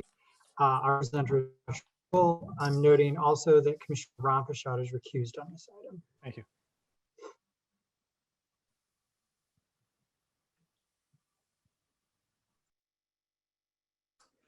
Thanks, Ryan. Next slide, please. This is an application by the New York City Department of Housing Preservation and Development, or HPD, for UDAP designation, project approval, and disposition for 8 vacant city-owned lots to facilitate the construction of 4 residential buildings with approximately 45 units of affordable homeownership housing. Next slide, please. The proposed developments are located in 2 clusters in the Bedford-Stuyvesant neighborhood in Community District 3, Brooklyn. Next slide, please. For some orientation, here we're looking at Cluster 1 in the southeast portion of Community District 3, which includes Development Site 1, located on Chauncey Street between Malcolm X and Patchen Avenues. Jackie Robinson Park is located directly across the street to the south of Development Site 1. The NYCHA Brevoort houses are 1 block east, and Fulton Park is a block west. The AC subway runs along Fulton Street with a station 2 blocks southwest. Next slide, please. The surrounding area is characterized by low and medium density residential buildings and 2 to 3 story row houses. There are also 6-story multifamily residential buildings located southwest of Development Site 1. Much of the surrounding area was contextually rezoned in 2007 as part of the Bedford-Stuyvesant South rezoning. Development Site 1 was rezoned from R5 to R6B, which allows for residential FAR of 2 with a maximum base height of 40 feet after a setback. Commercial uses surrounding Development Site 1 are concentrated along Malcolm X Boulevard and Fulton Street. The area is well served by public transit. In addition to the AC subway on Fulton Street, the B46 and B27 buses run down Malcolm X Boulevard and Fulton Street, respectively. Next slide, please. Development Site 1 is located on the north side of Chauncey Street and has approximately 25 feet of frontage. The site consists of 2 vacant city-owned lots that are 130 feet deep with a total lot area of approximately 3,300 square feet. Next slide, please. These photos show the vacant city-owned lots that are the Development Site 1. The surrounding block is residential in nature with 2 to 4 story row houses. Next slide, please. The proposed development will be a 37-foot tall, approximately 5,463 square foot residential building. At 4 stories, it will include approximately 7 100% affordable homeownership units with a mix of 1 and 2 bedroom apartments, and will include a rear yard that will be landscaped and accessible to residents. Next slide, please. Cluster 2 is northwest of Cluster 1 and includes development sites 2, 3, and 4. The land uses here are generally the same as Cluster 1, with some additional mid-rise residential buildings. The G subway line runs through the center of Cluster 1 on Marcy Avenue, with the station on Myrtle, less than a block from the Cluster 2 development sites. Just north of the development sites are the New York City Housing Authority, Marcy, and Tompkins houses. Next slide, please.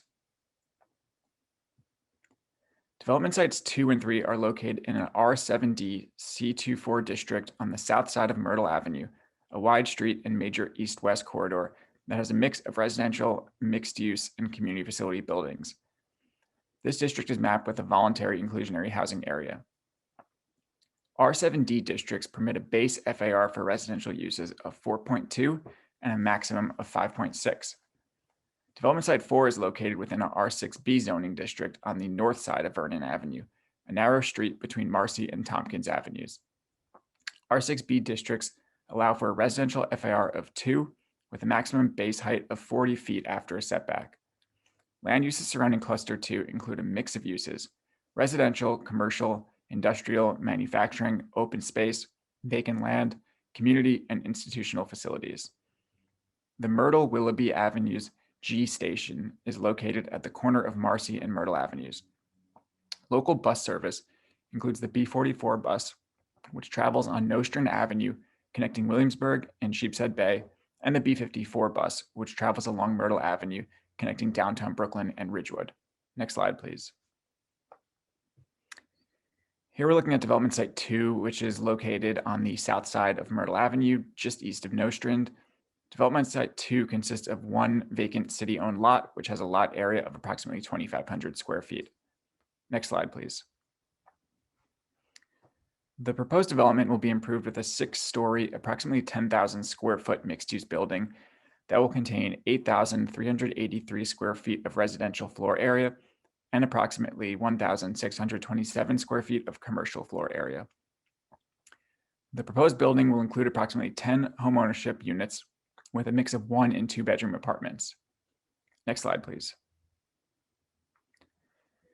The next site, development site 3, is located on the south side of Myrtle Avenue between Marcy and Tompkins Avenues and consists of one vacant city-owned lot, which has a lot area of approximately 2,500 square feet. Next slide, please. Site 3 will be developed with a 6-story, approximately 10,287 square foot tall mixed-use building. The proposed building will include approximately 10 affordable homeownership apartments with a mix of 1 and 2 bedroom units and ground floor commercial. Amenities in both sites 2 and 3 will include a tenant storage room, a laundry room located in the building cellar, and a recreational rooftop. Next slide, please. And finally, development site 4 is located on the north side of Vernon Avenue between Marcy and Tompkins Avenues. The site consists of 4 vacant city-owned lots and has a lot area of approximately 8,000 square feet. Next slide, please. Site 4 will be developed with a 5-story, approximately 16,000 square foot residential building. The building will set back approximately 10 feet from the lot line, allowing for landscaping at the front of the building. The proposed development will include approximately 18 affordable homeownership units with a mix of 1 and 2 bedroom units.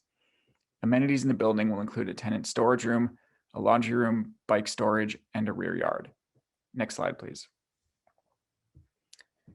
In summary, this is an application by the New York City Department of Housing, Preservation, and Development for UDEP designation, project approval, and disposition for 8 vacant city-owned lots to facilitate the construction of 4 residential buildings with approximately 45 units of affordable homeownership housing. Next slide, please. On February 3rd, 2021, Community Board 3 held a remote public hearing and voted to approve the application with 36 in favor, 1 against, and 1 abstaining. Next slide, please. The Brooklyn Borough President held a remote public hearing on February 16th, 2021, and recommended to approve the application with the following conditions: that the project team guarantee permanent affordability and more opportunities for households complying with voluntary inclusionary housing AMIs, that the transferable development rights are generated and used to subsidize affordability of the development sites or for future affordable housing development in the community district, that there is a greater proportion of family-sized units, optimal community participation in the lottery, integration of resilient and sustainable practices, affordable commercial space for minority-owned small businesses, and that HPD's homeownership program is modified for lower AMIs. Next slide, please. And that concludes my presentation. Happy to take any questions. Thanks, Josh. Questions from the commission? Vice Chair Knuckles. Thank you. These would be cooperative home ownership units as opposed to condominium. Is that correct? I will let the HPD discuss that on Wednesday. I don't have that in front of me. They were discussing the benefits of each, but off the top of my head, I don't have it. My apologies. Okay, yeah, not that I'm indicating a preference. I just wanted to know which type of ownership it would be. Of course. Commissioner Dweck. No, thank you. Will HPD be speaking to the borough president's recommendations? Yes, they will. We went over all of them together last week, and they're prepared to speak to them on Wednesday at the public hearing. Quite extensive. Mm-hmm. Thank you. Commissioner Levin. Well, yes, I'm glad to hear that, because I do find myself sympathetic to the borough president's plea for permanent affordability on these properties. It's struggle to create homeownership units and a shame to lose them unnecessarily. And I think there are now some shared equity models out in the world that are meeting with some success, and I will be interested to hear from HPD their thoughts on how to maintain these affordable assets as long as possible, while recognizing the purpose of the open door, which is to create a home ownership opportunity with some equity upside for the unit owners. There are also some logistical issues in managing so many units in so many different buildings, and I'll be interested in hearing how the applicant is proposing to do that. And then finally, I did have a question that when this was certified, and that is about the lot line windows in 2 of the sites. Looks like they're going to be blocked up, and what's the deal with that? Yeah, so we actually just discussed that with them last week, and they're definitely prepared to speak to it on Wednesday. Thank you. Thank you. Commissioner Marin.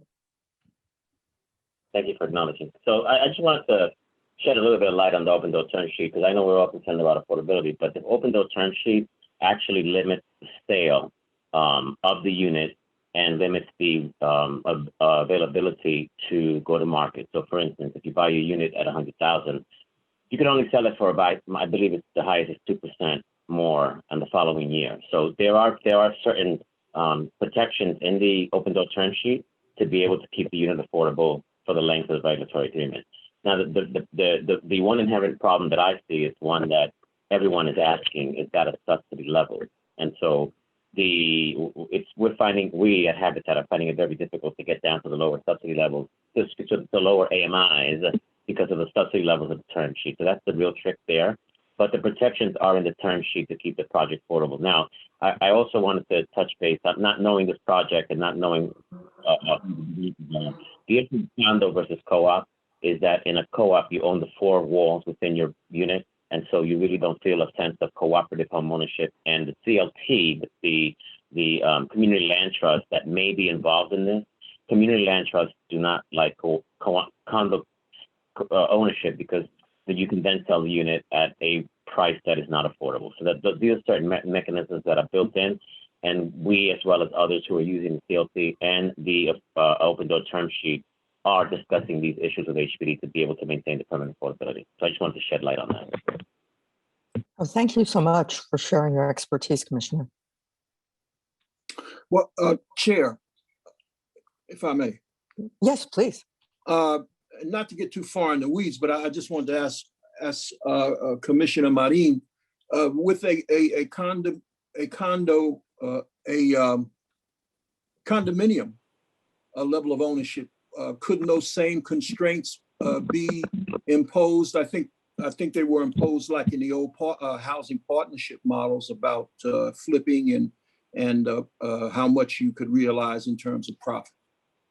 Right, but the other issue here is that should the owner go into foreclosure and it's a condo on a CLT, the lender would have the opportunity to sell the unit at whatever rate they want to sell it at, because then the subsidy provision and the regulatory agreement would go dormant as a result because of the resale. And in a cooperative structure, you can't do that. So again, the protection is to keep the unit affordable in perpetuity by not in the condominium. We get that question all the time. I particularly prefer a condominium, but in terms of the goal of keeping homeownership affordable, the co-op model actually works better.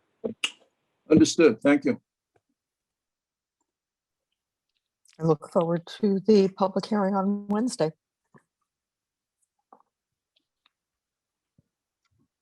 Okay, so the 12th item on our agenda is a pre-hearing review of a zoning map amendment in the Bronx Community District 10. Our presenter is Christine Camilleri. Great, and this is a pre-hearing item that was certified on December 14th of 2020. Next slide, please.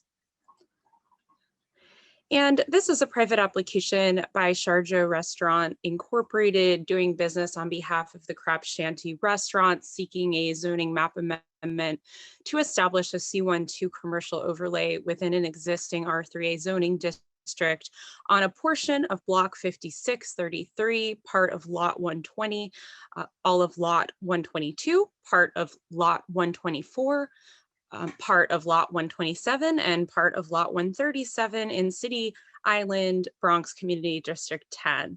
And no development is proposed as part of this application. Next slide, please. And as you can see, the rezoning area is located on the northern portion of City Island in the Northeast Bronx. Next slide, please.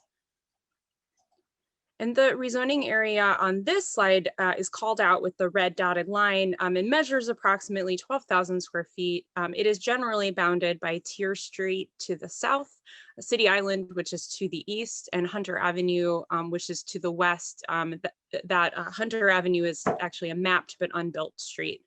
And City Island Avenue measures approximately 80 feet in width and has two-way traffic running north and south. The rezoning area itself has approximately 100 feet of frontage along City Island Avenue, and to the south, 120 feet of frontage along Tier Street. The rezoning area is partially improved with the restaurant, along with surface parking, which is shown on this slide with the purple dotted line within the rezoning area. And the lot located at the corner of Tier Street and City Island Avenue, that's lot 137, is improved with a 2,950 square foot single story building, which is the Crab Shanty restaurant. The portion of the rezoning area to the north of the restaurant building is improved with a surface parking lot, which has in total 19 spaces. This parking was developed pursuant to a variance that was granted by the Board of Standards and Appeals, and that variance lapsed in 2002. The parking for the restaurant is accessed from City Island Avenue. There is also a tented outdoor seating area towards the rear of the restaurant building, which is accessed from that parking lot. And the parking area and the tented outdoor seating area are not reflected on the certificate of occupancy for the restaurant today. Next slide, please. And here is a land use and zoning map for some additional context. The rezoning area is shown here again with a red dotted line, and the surrounding area is located within the Special City Island zoning district, which encompasses the entirety of City Island. It's worth noting that all of Bronx Community District 10 is also a lower density growth management area. And the rezoning area is located within an R3A zoning district that has never been zoned for commercial uses as of right. But that being said, the area in question has been occupied by non-conforming commercial uses for many years, including prior to 1961. Other zoning districts in proximity to the rezoning area that are visible on this map include several C12 commercial overlays to the south. Land uses in the vicinity are primarily a mix of 1 and 2 family homes on the side streets that run east and west off of City Island Avenue, as well as 1 and 2 story mixed use and commercial buildings, as well as some single family homes along City Island Avenue, which is the main commercial corridor in this area. Next slide, please. And the applicant requests a zoning map amendment to map a C12 overlay over the rezoning area. This action is requested to allow the longstanding business to restaurant business to continue to operate, and more specifically to bring the non-conforming commercial use of the restaurant along with the outdoor seating and parking use into conformance with the use provisions of the zoning resolution. The applicant intends to seek a certificate of occupancy, new certificate of occupancy from the Department of Buildings, which is needed to subsequently obtain a place of assembly, certificate of operation, and place of assembly permit for the restaurant. Next slide, please. And so following certification on December 14th, 2020, the project was referred to Bronx Community Board 10, which following a public hearing held on March 18th, 2021, adopted a unanimously favorable resolution for this project with 34 votes in favor, 0 votes against, and 0 abstentions. The Bronx Borough President also held a public hearing on March 18th, 2021, and recommended approval of the application on March 24th, 2021, with no conditions. Next slide, please. And I will just close again. I think there's there might be a photo. It's slide 8, I believe, that just shows a view of the front entrance of the restaurant along City Island Avenue. But that does conclude my presentation, and I'm happy to take any questions at this time. Thank you. Thank you. I think the unanimous votes demonstrate how much New Yorkers love their crab and clam shacks. Any questions from the commission? Okay, this will be another of our public hearings on Wednesday. Right. The 13th item on the agenda is a pre-hearing review of a UDAP designation disposition of city-owned property and an amendment to an existing urban renewal plan in the Bronx Community Districts 1 and 3. Our presenter is Geethanjali Minarajas. Good afternoon, Commissioners. Can you hear me well? Yes. Thank you, Ryan. This is a pre-hearing for Melrose Open Door projects in Community Districts 1 and 3. Next slide, please. These are two separate applications by New York City Department of Housing Preservation and Development. Through the Open Door program, HPD is proposing to develop vacant city-owned sites into homeownership affordable units in the Bronx. Annie is the developer for all the projects. These are two applications seeking 4 actions, such as Urban Development Action Area designation, Urban Development Action Area project approval, disposition of city-owned land, and urban renewal plan and amendments. There are a total of 9 development sites across Community Districts 1 and 3. And under HPD's Open Door program, approximately 60 affordable units will be provided. Each is an as of right with the exception of urban renewal plan and amendment. Next slide, please. Here is a map outlining all the projects. As mentioned, the 2 projects comprising of 9 development sites are located in the Melrose and Morrisania neighborhoods.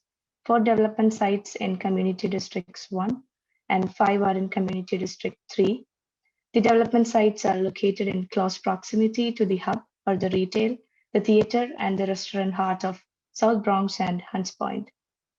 Next slide, please. Outlining the neighborhood of Community District 1, the project area consists of 4 vacant city-owned sites located in Melrose neighborhood. The project consists of 4 new 4- and 5-story residential developments with a total of 28 affordable units with affordable homeownership opportunities. These projects will be developed under quality housing regulations. All units will be available to individuals and families making 70 to 110% of AMI. An amendment to Mott Haven Urban Renewal Plan is required to facilitate the development of sites 1 and 2. Next slide, please. Here are some of the context images of 4 development sites. Project area 1 from the left includes development sites 1, 2, and 3, and project area 2, which is development site 4. Most of the project area, as you can see, is made of low density 1 and 2 family attached row homes. Next slide, please. Outlining the neighborhood of Community District 3, the project area consists of 5 vacant city-owned sites located in both Melrose and Morrisania neighborhood. The proposed development consists of 3 8-unit buildings and 2 4-unit buildings with 32 affordable homeownership units. These will be developed under quality housing regulations, and all units will be available to individuals and families making between 70 to 110% of area median income. Next slide, please. Here are some of the context images. Project area 1 from the left are sites, development sites 1 and 2, and project area 2 consists of sites 3, 4, and 5. Much of the project area is made of low density 1 and 2 family attached row homes. Next slide, please. Concluding, under the HPD Open Door program, 60 affordable homeownership units are proposed with a mix of studios, 1, 2, 3, and 4-bedroom units. The proposed development complies with the current zoning of development sites and is designed to reflect the existing building character of the area. With public sites, the Open Door projects will serve a lower project affordability rate, and this project will have co-ops. The proposed land use actions include ULURP designation and project approval, disposition of city-owned properties, and an amendment to Mott Haven North Urban Renewal Plan. The Open Door program requires purchasers to be first-time home buyers, and households making up to 80% of AMI would be eligible for the down payment assistance. There is a 50% preference for community board residents, and this preference is evenly spread across all the community boards. Returning to a similar question which we had in the review session, So these scattered sites will form one co-op, and HPD's understanding is that Manny will be managing all of the sites themselves for the first year, and then on co-op will select their own management company. Next slide, please. Here is the proposed affordability mix explaining the unit breakdown with AMI ranges. The units are spread across various area median incomes, varying between 67 to 103% of AMI. Next slide, please. On public review, Community Board 1 held their remote public hearing session on 26th of February, voted 13 in favor, 6 against, and 0 abstention. Community District 3 held public hearings on February 9th, voted 4 in favor, 16 against, and 1 abstaining. On Borough President's recommendation, the public hearing was held on 29th of March and recommended approval of the project. On Community District 3, the remote public hearing was held on 15th of March and recommended approval of the project. Also wanted to mention Community Board 3 has a long history of supporting affordable home ownership. However, there were significant concerns about affordability of the program for CB3 residents. This concludes my presentation, and happy to answer any questions. Thank you. Thank you. Questions or comments from the Commission? Commissioner Levin. Yeah, I just want to observe that I think the conversation we had about the open door, the questions we raised about the open door term sheet when we were discussing the Bed-Stuy Central and North application apply equally here, but it's HPD in 2 different boroughs. But maybe there's some opportunity to coordinate that conversation, because what we're really asking about is centralized city policy. Great suggestion. We'll reach out and in the hope we get the context. same answer from both boroughs. I actually think it could be helpful if we get someone from HPD quite involved with the program to be able to come and speak programmatically, in addition to having representatives who are familiar with the specifics of each of these projects. It's a great suggestion. Thank you, Commissioner. Other questions or comments? Okay, then we will see this and learn more about the Open Door program on Wednesday. All right. So the 14th item on the agenda is a City Council modification scope determination for the zoning text amendment associated with 737 4th Avenue rezoning. The proposed modification would eliminate MIH option 2 and leave only option 1.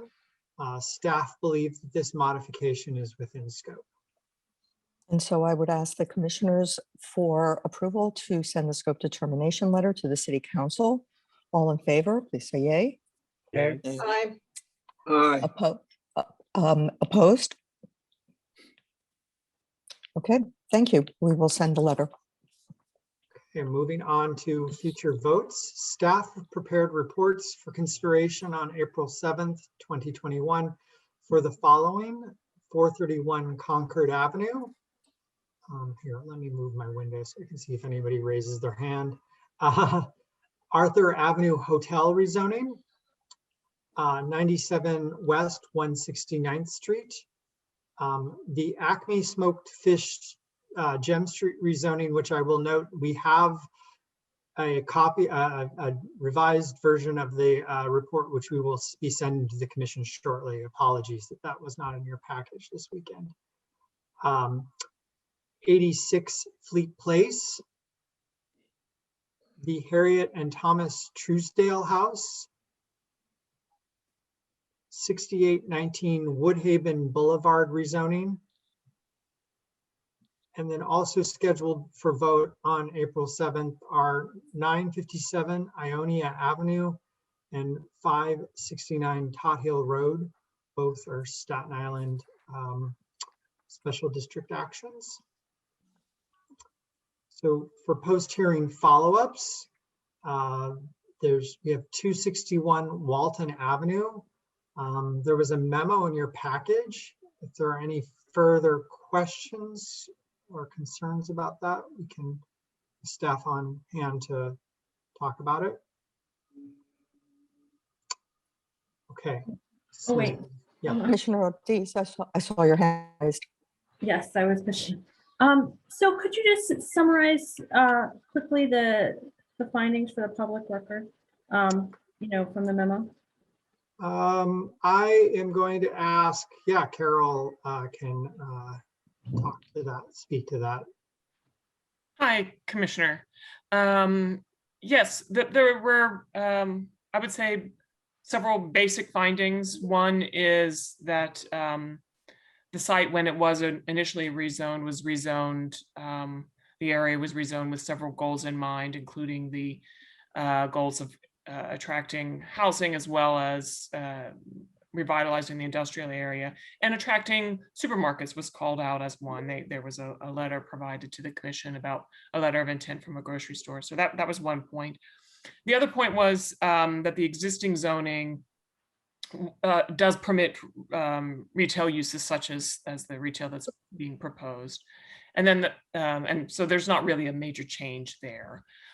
Just preserving that as a right. And then the third question was really about, well, how much development has occurred in the area? And it's actually quite significant. You know, we have probably 2,000 units within a quarter mile here, another 1,000 on the waterfront planned or proposed. So the area is in transformation. And we're trying to provide all of the basic services and really meet the vision that the Lower Concourse rezoning and plan called for in 2009. So I appreciate that. Thank you. You know, acknowledge that there are a lot of residential units. I think the concern that I had raised was one that those residential units also come with their own retail on the ground floor. And that, you know, their needs, their locally serving retail needs may very likely be met by the retail that's being built into those. Are these units that you're showing here, do most, if not all of these buildings have ground floor retail? How much new retail are we looking at? It's actually a blend. I want to say the retail is generally located along more of the hub streets like 138th, Grand Concourse. I don't have an exact figure for how many of these buildings have retail in the ground floor, but that's my general knowledge of the development patterns here. I mean, I think that we would be remiss not to answer that question for ourselves. You know, we continue to build new housing and you know, making requests for ground floor retail. And I think we want it to be in the places where it wants to be. And again, you know, there are a number of indicators. Lots of people can get LOIs, but there are a number of indicators that suggest this is a challenging site. And unless we're going to think about Walton Avenue as a new commercial corridor, I don't think we want orphaned retail space location. So, you know, I continue to have concerns. I do not see here anything that mitigates those concerns, especially since, you know, we both acknowledge that information about how much new retail is being built in addition to this new housing, that question is still outstanding. Well, I mean, if I may add another bit of character to not just the orientation of Walton Avenue, but the orientation towards 138th Street. We can absolutely, because I do believe this site is oriented towards that with the gas station immediately adjacent to it and the convenience store that's located there. We can find for you the number of units, the number of buildings that have ground floor commercial, and share that with you. It was not required. The ground floor commercial is in no way required in these locations. And Jutan is adding a flavor of, I don't know what the point he's trying to make. There's, we'll get back to you. I would just note, Commissioner, that this may be one in which we have to agree respectfully to disagree. We look at this area, the fact that our rezoning did call for a supermarket, the fact that retail is currently allowed, and the fact that we have a developer who has developed with this model before and is choosing to do it, and do not see it as necessary, or from the department's point of view, advisable to remove that option from the landowner. Term sheet, when we were discussing the Bed-Stuy Central and North application apply equally here, but it's HPD in 2 different boroughs. But maybe there's some opportunity to coordinate that conversation, because what we're really asking about is centralized city policy. Great suggestion. We'll reach out, and in the We hope we get the context, same answer from both boroughs. I actually think it could be helpful if we get someone from HPD quite involved with the program to be able to come and speak programmatically, in addition to having representatives who are familiar with the specifics of each of these projects. It's a great suggestion. Thank you, Commissioner. Other questions or comments? Okay, then we will see this and learn more about the Open Door program on Wednesday. All right.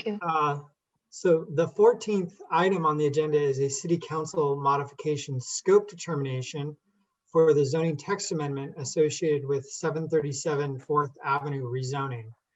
The proposed modification would eliminate MIH option 2 and leave only option 1. Staff believe that this modification is within scope. And so I would ask the commissioners for approval to send the scope determination letter to the city council. All in favor, please say yay. Yay. Aye. Opposed? Okay, thank you. We will send the letter. Okay, moving on to future votes. Staff have prepared reports for consideration on April 7th, 2021 for the following: 431 Concord Avenue. Here, let me move my window so I can see if anybody raises their hand. Arthur Avenue Hotel rezoning, 97 West 169th Street. The Acme Smoked Fish Gem Street rezoning, which I will note, we have a copy, a revised version of the report, which we will be sending to the commission shortly. Apologies that that was not in your package this weekend. 86 Fleet Place, the Harriet and Thomas Truesdale House, 6819 Woodhaven Boulevard rezoning, and then also scheduled for vote on April 7th are 957 Ionia Avenue and 569 Tot Hill Road. Both are Staten Island special district actions.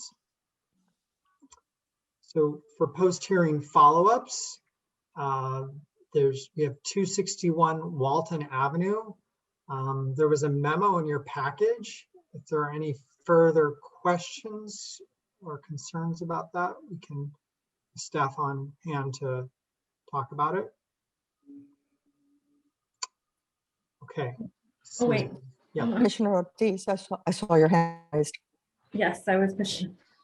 So could you just summarize quickly the findings for the public record, you know, from the memo? I am going to ask, yeah, Carol can talk to that, speak to that. Hi, Commissioner. Yes, there were, I would say, several basic findings. One is that the site, when it was initially rezoned, was rezoned. The area was rezoned with several goals in mind, including the goals of attracting housing, as well as revitalizing the industrial area, and attracting supermarkets was called out as one. There was a letter provided to the commission about a letter of intent from a grocery store. So that was one point. The other point was that the existing zoning does permit retail uses such as the retail that's being proposed. And then, and so there's not really a major change there. just preserving that as a right. And then the third question was really about, well, how much development has occurred in the area? And it's actually quite significant. We have probably 2,000 units within a quarter mile here, another 1,000 on the waterfront planned or proposed.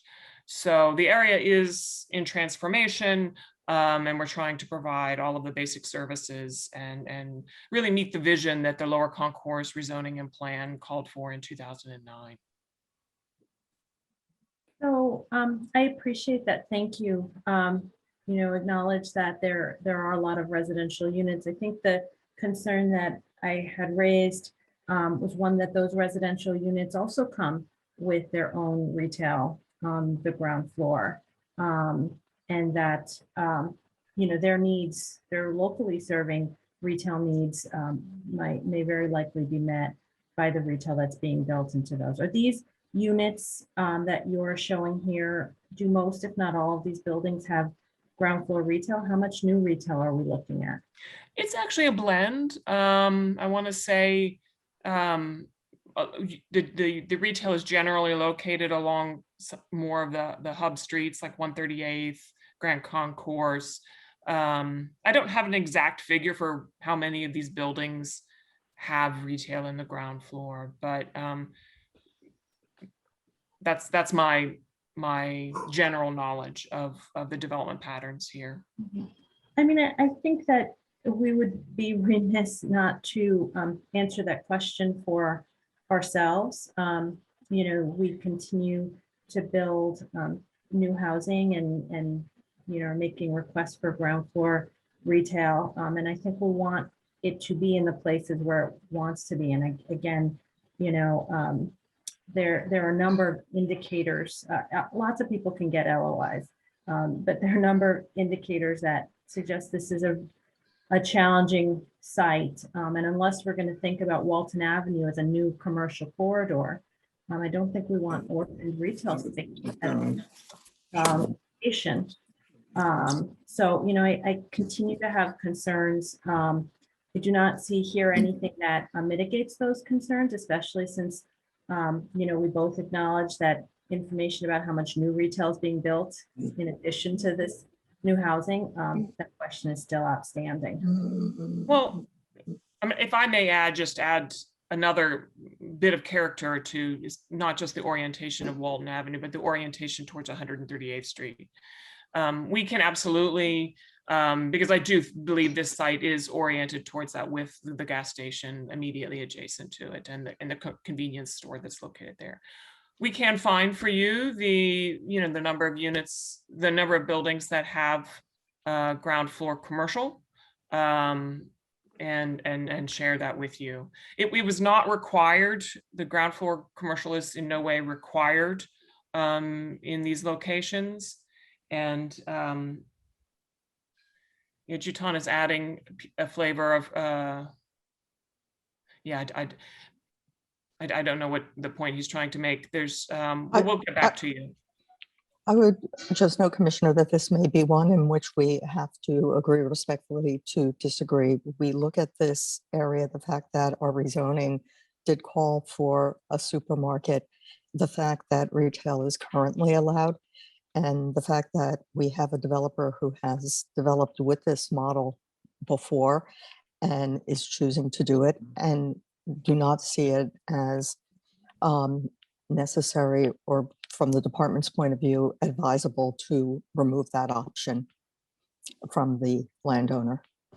But also just, I wanted the planning discussion to happen because I think it's very important, but from a technical standpoint, since commercial is allowed on the ground floor now, and was not, we can't, it's actually out of scope for us to remove that at this juncture in the process. I think that's really the only real argument here, and I understand that. Okay. Thank you. So 909 Castle Hill Avenue.